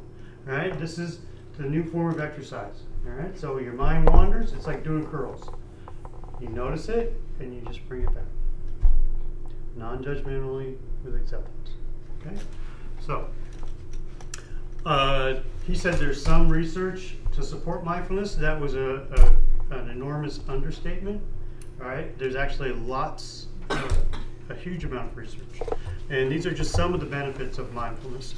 Okay, and there's some that you'll notice would be helpful in school. So improved memory, inhibitory control, improved executive functioning, right? Prevention of depression, help relieve stress, protect against burnout for your staff, increase social emotional skills, empathy and compassion, improve teacher-student relationships. All right. There's research that shows that it changes the actual gray and white matter in your brain. It actually can affect a person at the level of their DNA. There's something called the telomerase, and as we age, that shrinks. And mindfulness has been shown to stop that process. So there's even anti-aging properties to it. Okay? That's one reason I do it. Okay? So last time I did this presentation, I went on PubMed at the National Institute of Health, and there were, let's see, papers, 3,850 papers, research papers. Just in the past 6 months, it's increased by over 600. So there are literally 2 or 3 research papers a day being published on mindfulness. It's one of the most studied things, I'm thinking right now, that I've run across. But, and there's a lot of support. You can put in mindfulness and education in PubMed, and you'll come up with hundreds of studies. Okay. The type of program that John Kabat-Zinn developed is called mindfulness-based stress reduction. It's the oldest and most cited type of mindfulness practice, evidence-based practice. It's on the National Registry of Evidence-Based Practices. And therapeutically, there's a form of therapy called mindfulness-based cognitive therapy, developed by Mark Flames, Oxford, England. And that's also on the evidence-based practices list. And that's something I do as well, both of those.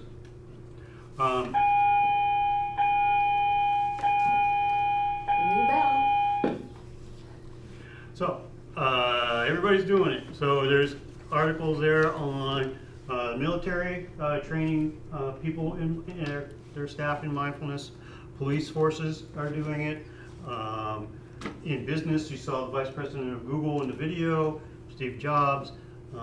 Athletes, when Michael Jordan came back from retirement to the Chicago Bulls, and they were trying to win their second world championship or whatever that is. I'm not a big sports guy, but they contracted with a mindfulness teacher who was actually in that video with Kabat-Zinn. He was the black gentleman sitting next to him, as a matter of fact. His name's George Mumford. He wrote a book called The Mindful Athlete. And he's been a coach to many major athletes in the world. Tiger Woods, Shaquille O'Neal, the entire Chicago Bulls team, the entire Lakers team. I think now he's working with the Nets. So athletes get to these stellar performance levels, and then they plateau. And in order to get to the next level, they're using mindfulness to get that competitive edge. And there's an article on that you can look up. There's the Congressman, Tim Ryan, that was in the video. So, a basic definition of mindfulness, it's very simple, okay? Paying attention in a particular way, on purpose, in the present moment, non-judgmentally. Okay?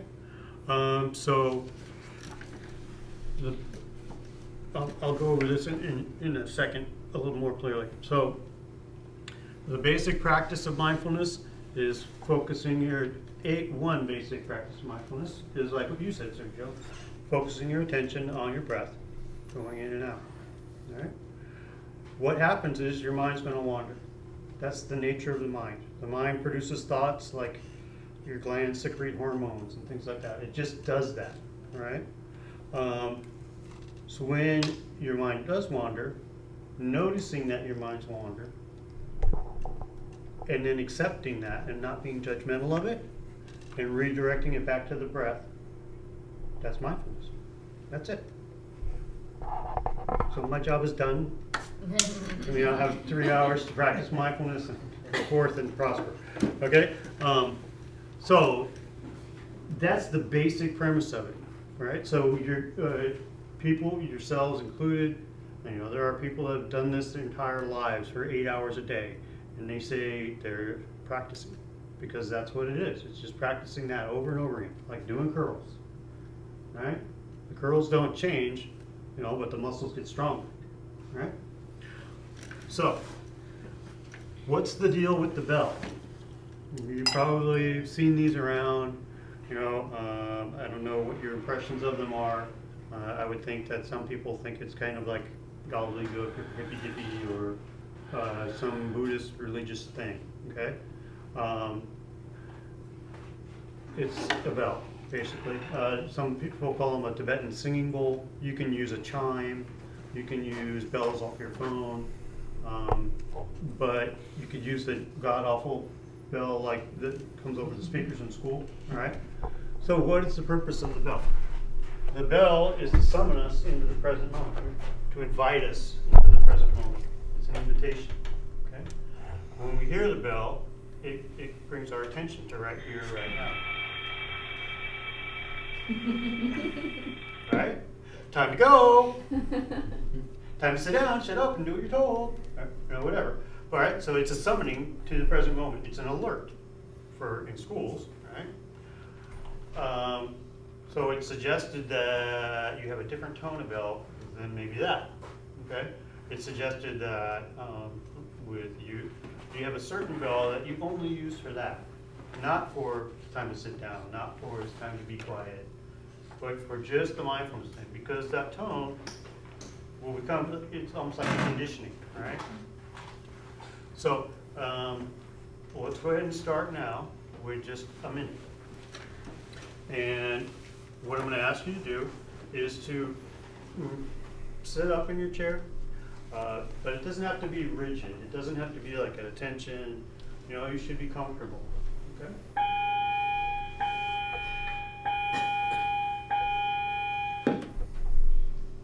So you're starting to get the sense of how difficult it might be to remain mindful in a school environment, right? To how distracted you might become, how stressful that might be. Right? So we're going to try and hope that the bell doesn't ring again while we're doing it for a minute, okay? I'm going to ask you to sit up, have your feet on the floor. If you feel comfortable letting your eyes close in a room full of people, that's helpful. If you don't, then I would suggest that you just have your eyes half open and maybe just focus on something right in front of you, or just kind of let your eyes unfocus and look at something right in front of you, okay? During this minute, I'd like you to just notice your breath. Notice the temperature, where you're breathing, you feel you're breathing most in your body, okay? Whether that be in your chest, your lungs, your belly, your throat, your nostrils, okay?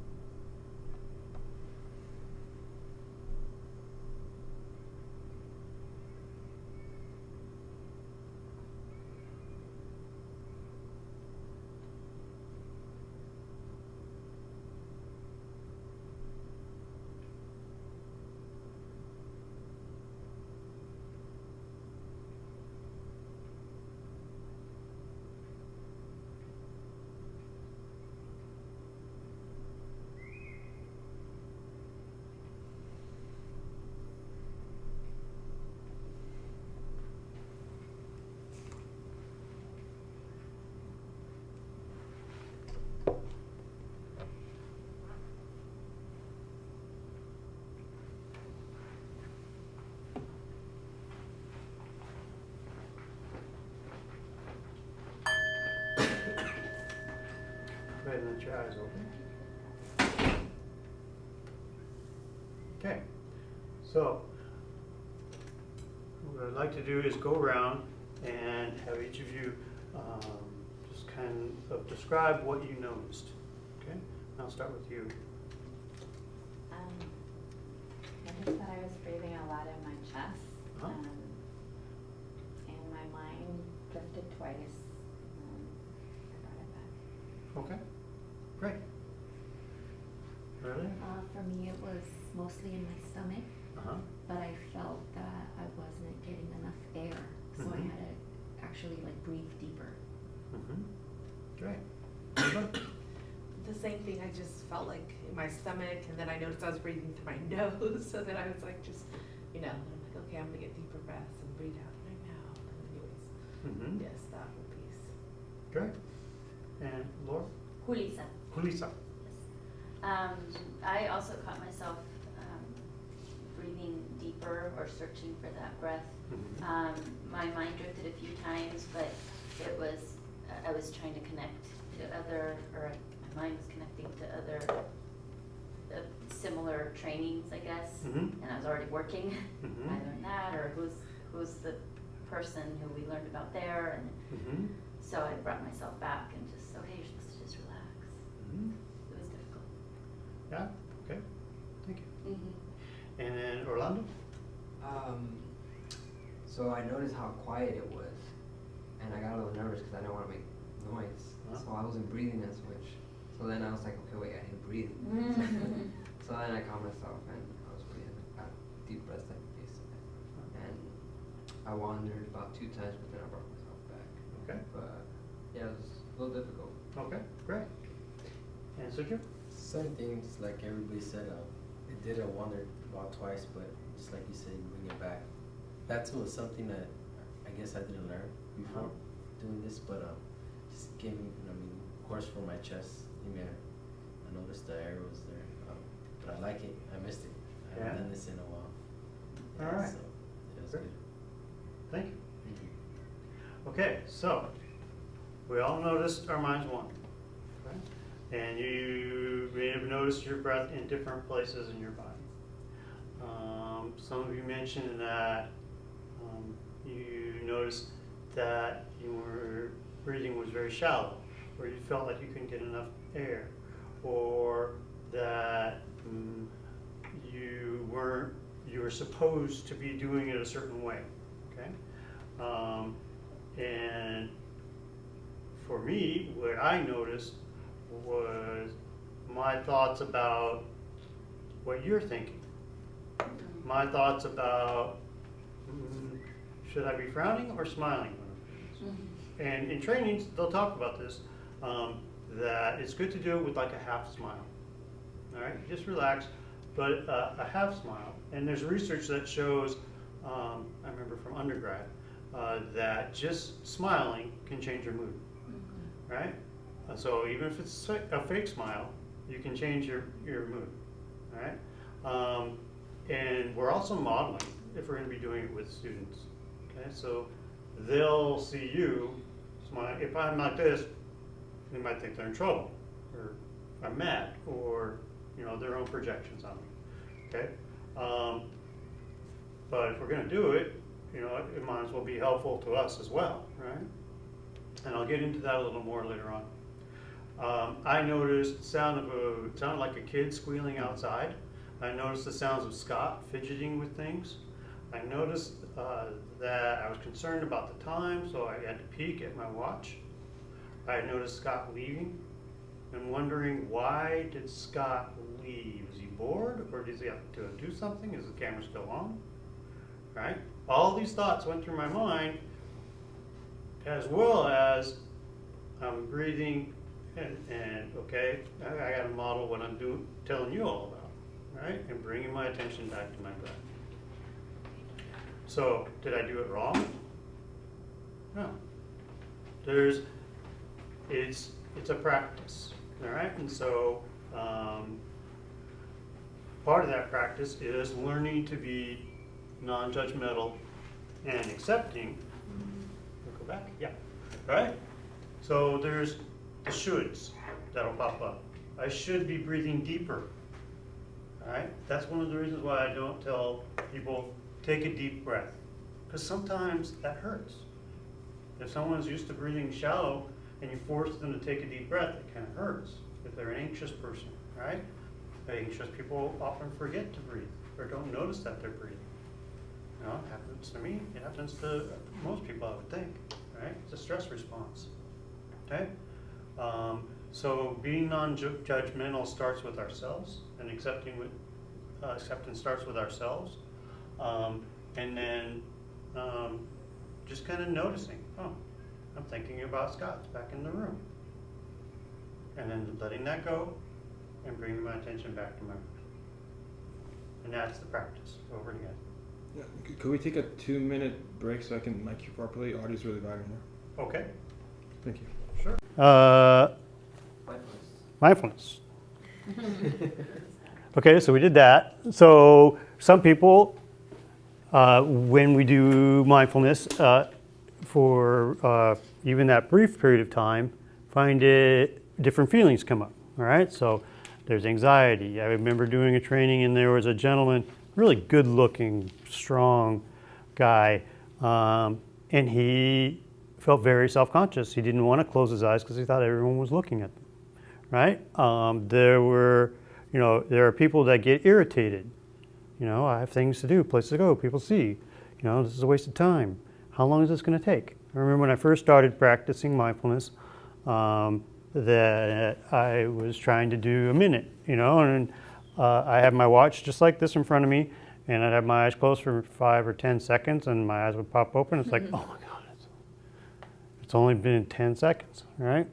So it was challenging. So different feelings will come up. And that's all part of the practice, different thoughts, right? I could be doing assessments right now. I should be writing notes. I should have, all the shoulds will come up, right? And so then it becomes a practice of noticing the thoughts and letting them go, or noticing the feelings and letting them go. Okay. This is a free online course. Kabat-Zinn teaches an 8-week mindfulness-based stress reduction course. And this gentleman is a psychologist. He was trained by Kabat-Zinn. He put this course together for his clients, and over the years it grew and grew and grew, and he had it online, and then he made it available free to the public. So you can go online to this website, and it's got all kinds of links to audio, videos. That's where I got that video. And you can print out your own book and do the 8-week course, and then submit the logs to him, and he'll give you a certificate. And you can take a look at mine. It's probably got stuff in there I wrote in the logs. It's very extensive. You can go, I went to an 8-week mindfulness-based stress reduction course at Chomp Community Hospital. And it was about $180. They met 2 or 3 hours a week. And this has by far more material and resources in it than that did, and it's free.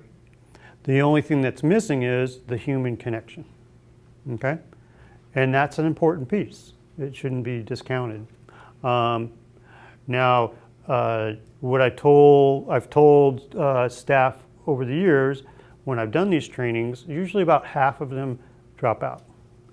It's a lot of work, right? And he's asking for about 45 minutes a day, half an hour of mindfulness practice, and then reading and things like that, doing logs. And people are very busy. And then they fall behind, and then they feel guilty, and then it becomes more stress than, right? So it's a very good. I recommend doing it in bits and pieces. Okay? Wait, so, oh, sorry. Yes. You don't have to complete it in the 8? You can do it any time you want.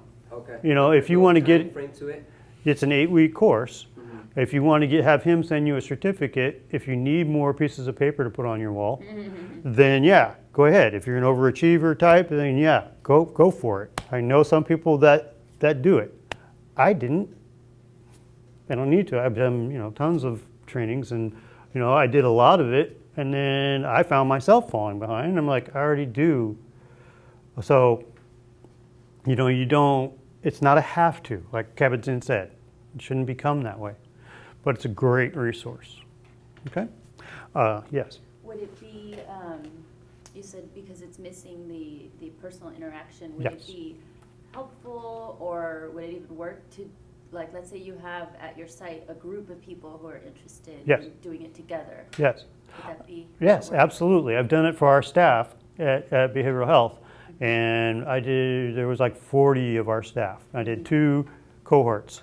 And that was the most helpful piece, because they allowed us to have the 2 hours a week to meet and practice together and provide each other feedback. That was the best part. So, I mean, what I'm saying is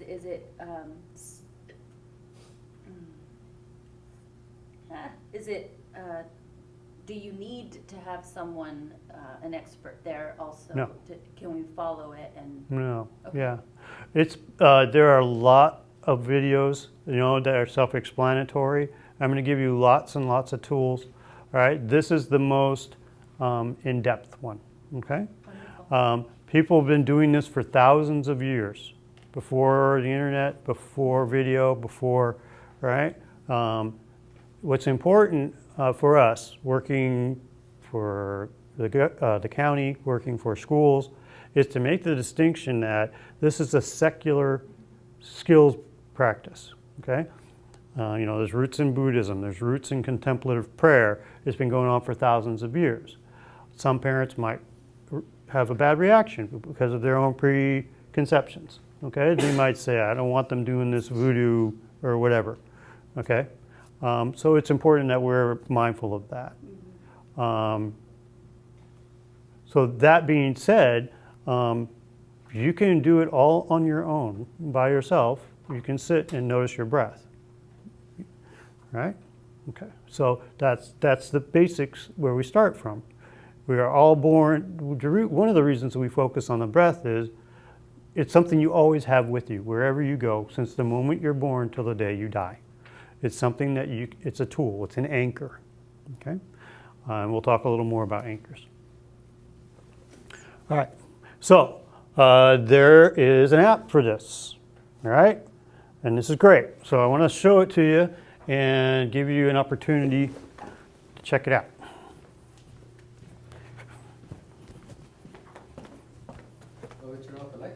I don't think it's necessary, but let me see if I have it already queued up. No?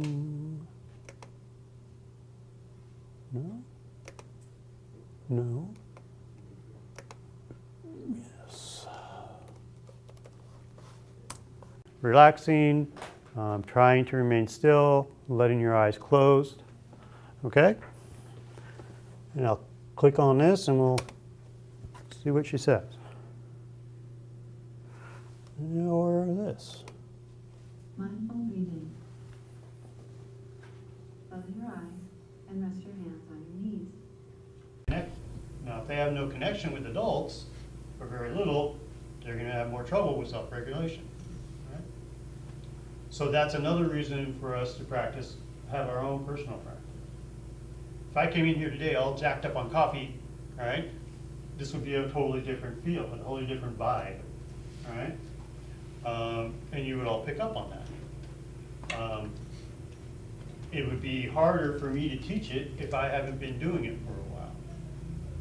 You would pick up on it, right? You could just do it from the app. There would be no mirror neuron experience, right, with that app. So that's one piece you'd miss out on. So that's kind of an important piece if you're going to teach the students mindfulness, because I don't remember. You hear varying statistics, but let's say over 3/4 of communication is nonverbal, right? So they're going to pick up on all that. Before we Yes, start sir. with the next slide, do you mind if we take 30 seconds to slate? Okay. Roll camera. Let's stop it. You want me in this or? Yeah, I need you. Oh, okay. I need you to be next to the mic. Okay. Okay. Rolling. You got it? Yes, Okay. New teacher training, day 3.1. Mindfulness. Mark. Sayer, S-A-Y-R-E. Mark Sayer. 3.1. Can I ask you a question? Yes. What's the purpose of the clap? Audio and video sync. Oh, So the video Uh-huh. sees this, uh-huh, and then it makes a distinct noise, right? uh-huh. We use that to sync the cameras together. Oh, never knew that. Without that, it's very hard to do it. And plus, we write information, so we know what we're doing. Great. Okay. I always wondered what the clap thing was. Well, you know. Yeah. Okay, so emotional contagion. All right.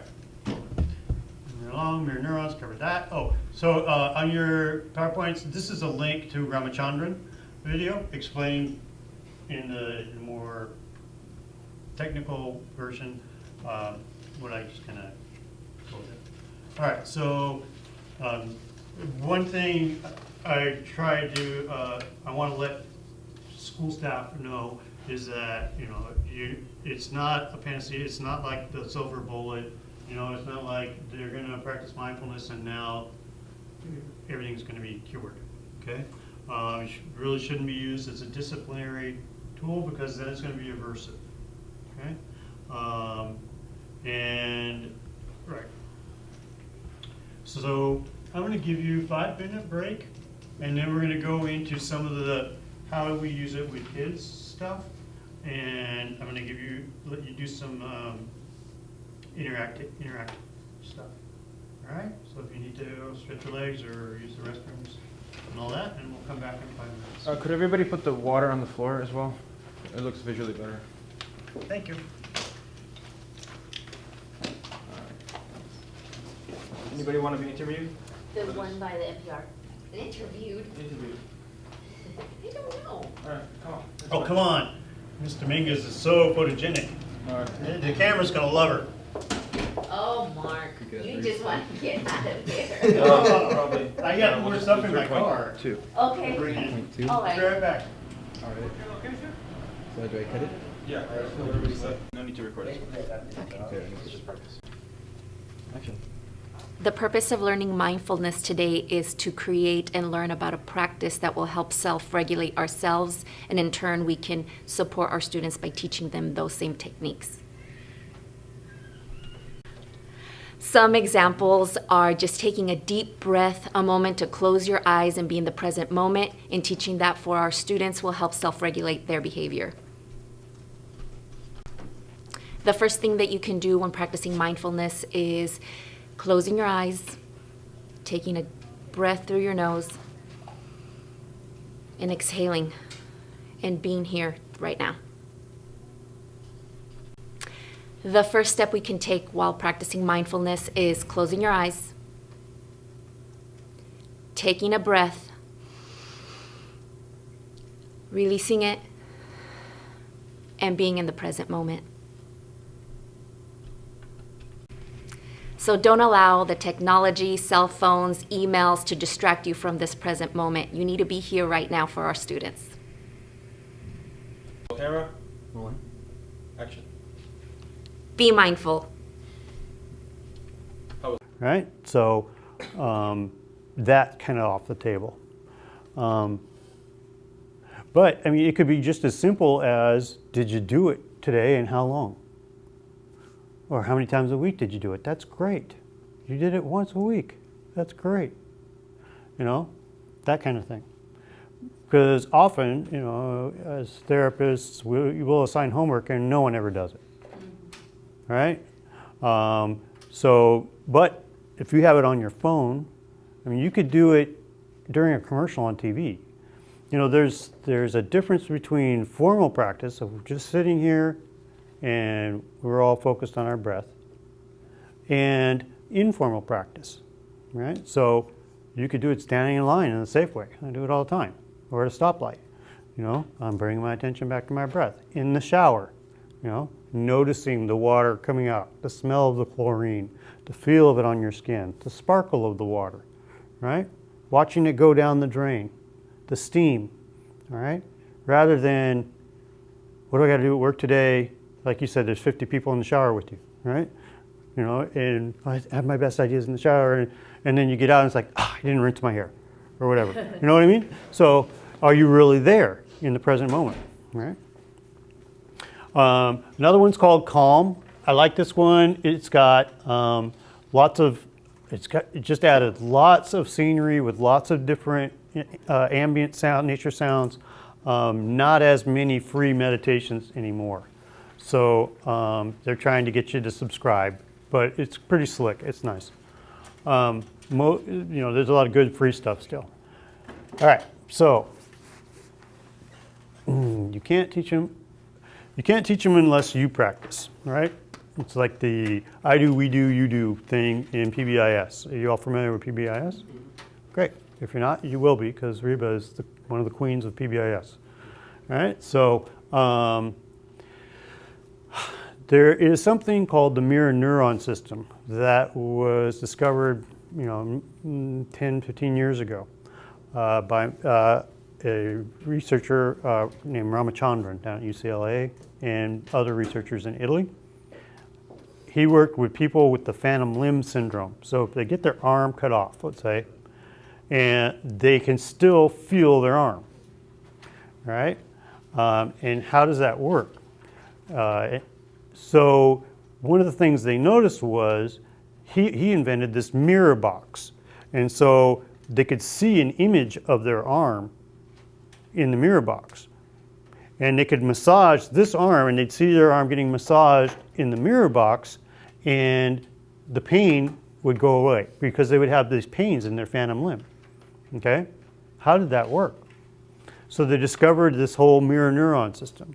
So one way to describe it is, if I poke Sergio in the arm, the same neurons that are firing in his brain to register that I poked him in the arm, your mirror neurons in your brain are firing as if I poked you in the arm.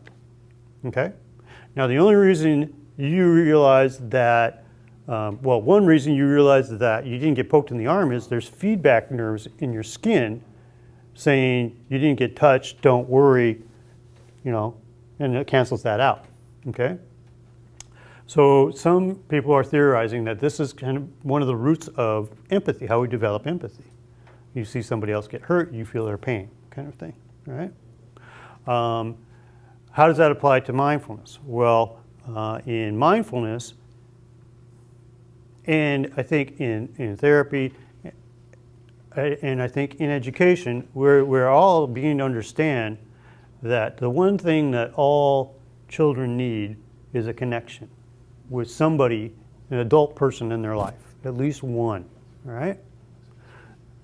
One of the reasons that is that's how they learn to self-regulate their own nervous systems, all right?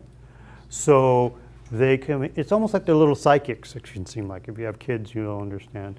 But working with them, they pick up on what you're feeling, okay? So you come in, you're really anxious, they get anxious. You come in, you're really calm, they're more calm, right? You set the mood, all right? So in mindfulness, if we're practicing mindfulness, we're mindful of our tone. We're mindful of the prosody in our voice, the pitch, the volume. We're mindful of our own breath. We're practicing self-care. Their little mirror neuron systems are going to pick up on that, and that's one way they're going to learn to self-regulate, self-monitor. So their nervous systems are learning to self-regulate by kind of glomming on to the adults that they can connect with. Now, if they have no connection with adults, or very little, they're going to have more trouble with self-regulation, right? So that's another reason for us to have our own personal practice. If I came in here today all jacked up on coffee, right, this would be a totally different feel, a totally different vibe, right? And you would all pick up on that. It would be harder for me to teach it if I haven't been doing it for a while. You would pick up on it, right? You could just do it from the app. There would be no mirror neuron experience, right, through that app. So that's one piece you'd miss out on. So that's kind of an important piece. If you're going to teach the students mindfulness, because I don't remember, you hear varying statistics, but let's say over 3/4 of communication is nonverbal, right? So they're going to pick up on all that.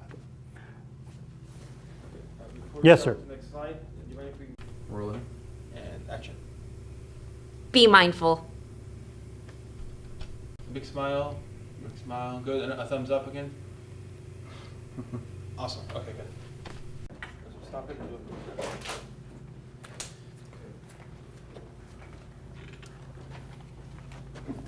You want me in this, or? Yeah, I need Oh, okay. I need to be next to the mic. Okay. Okay. Rolling. You got it?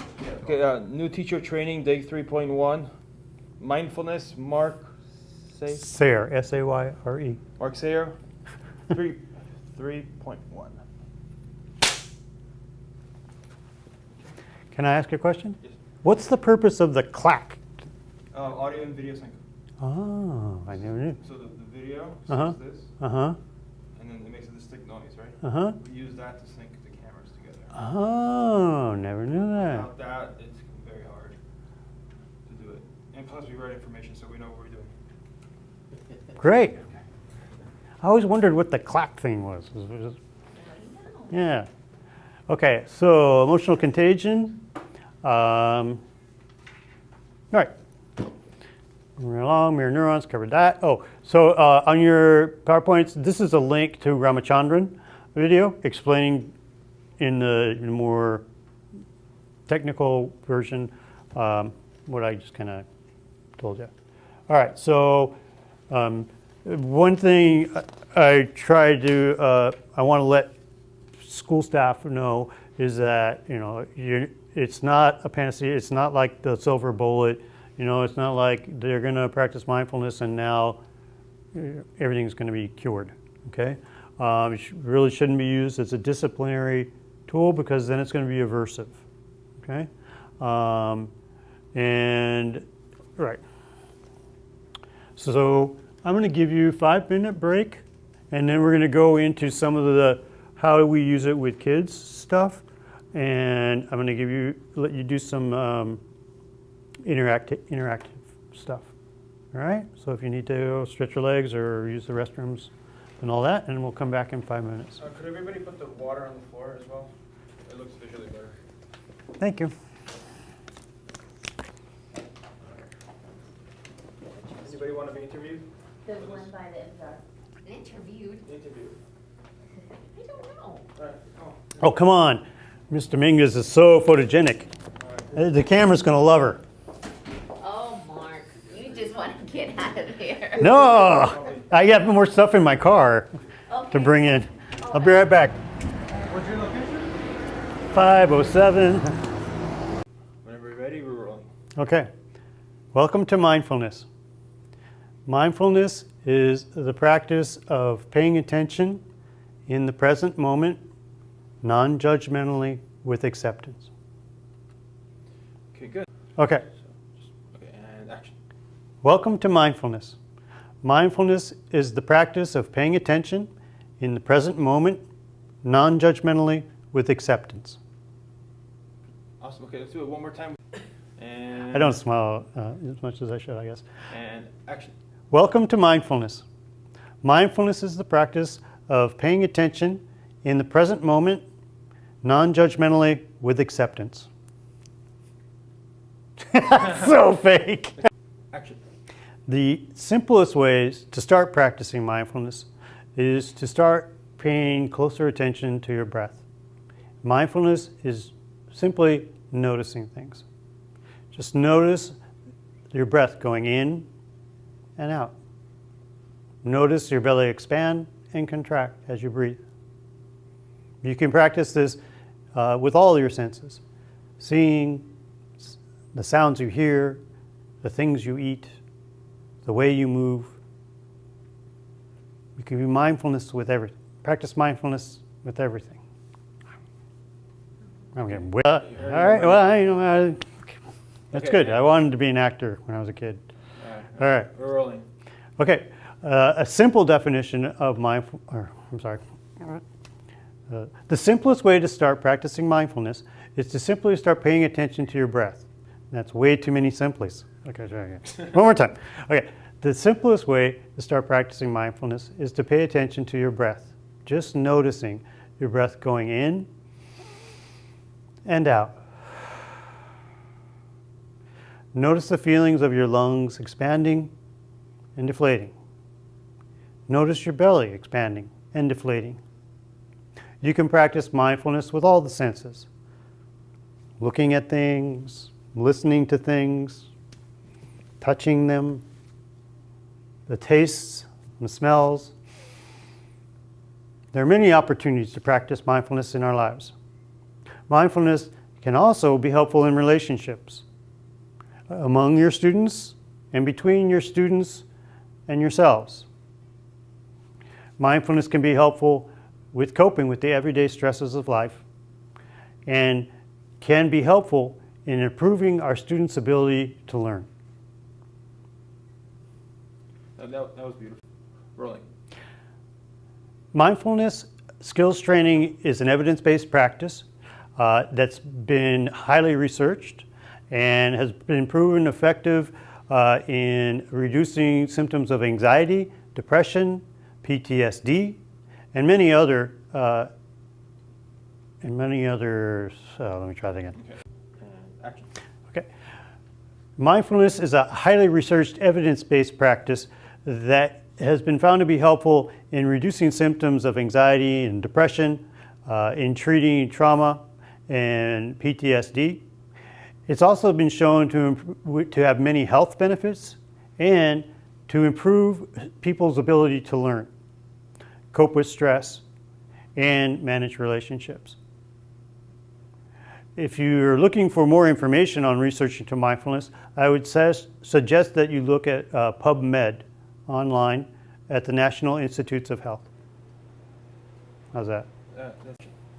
My name is Mark Sayre. I work for Monterey County Behavioral Health, and I'm available to provide trainings and presentations to students and staff throughout Monterey County. In order to contact me, you can use my email. It's sayrema@co.monterey.ca.us.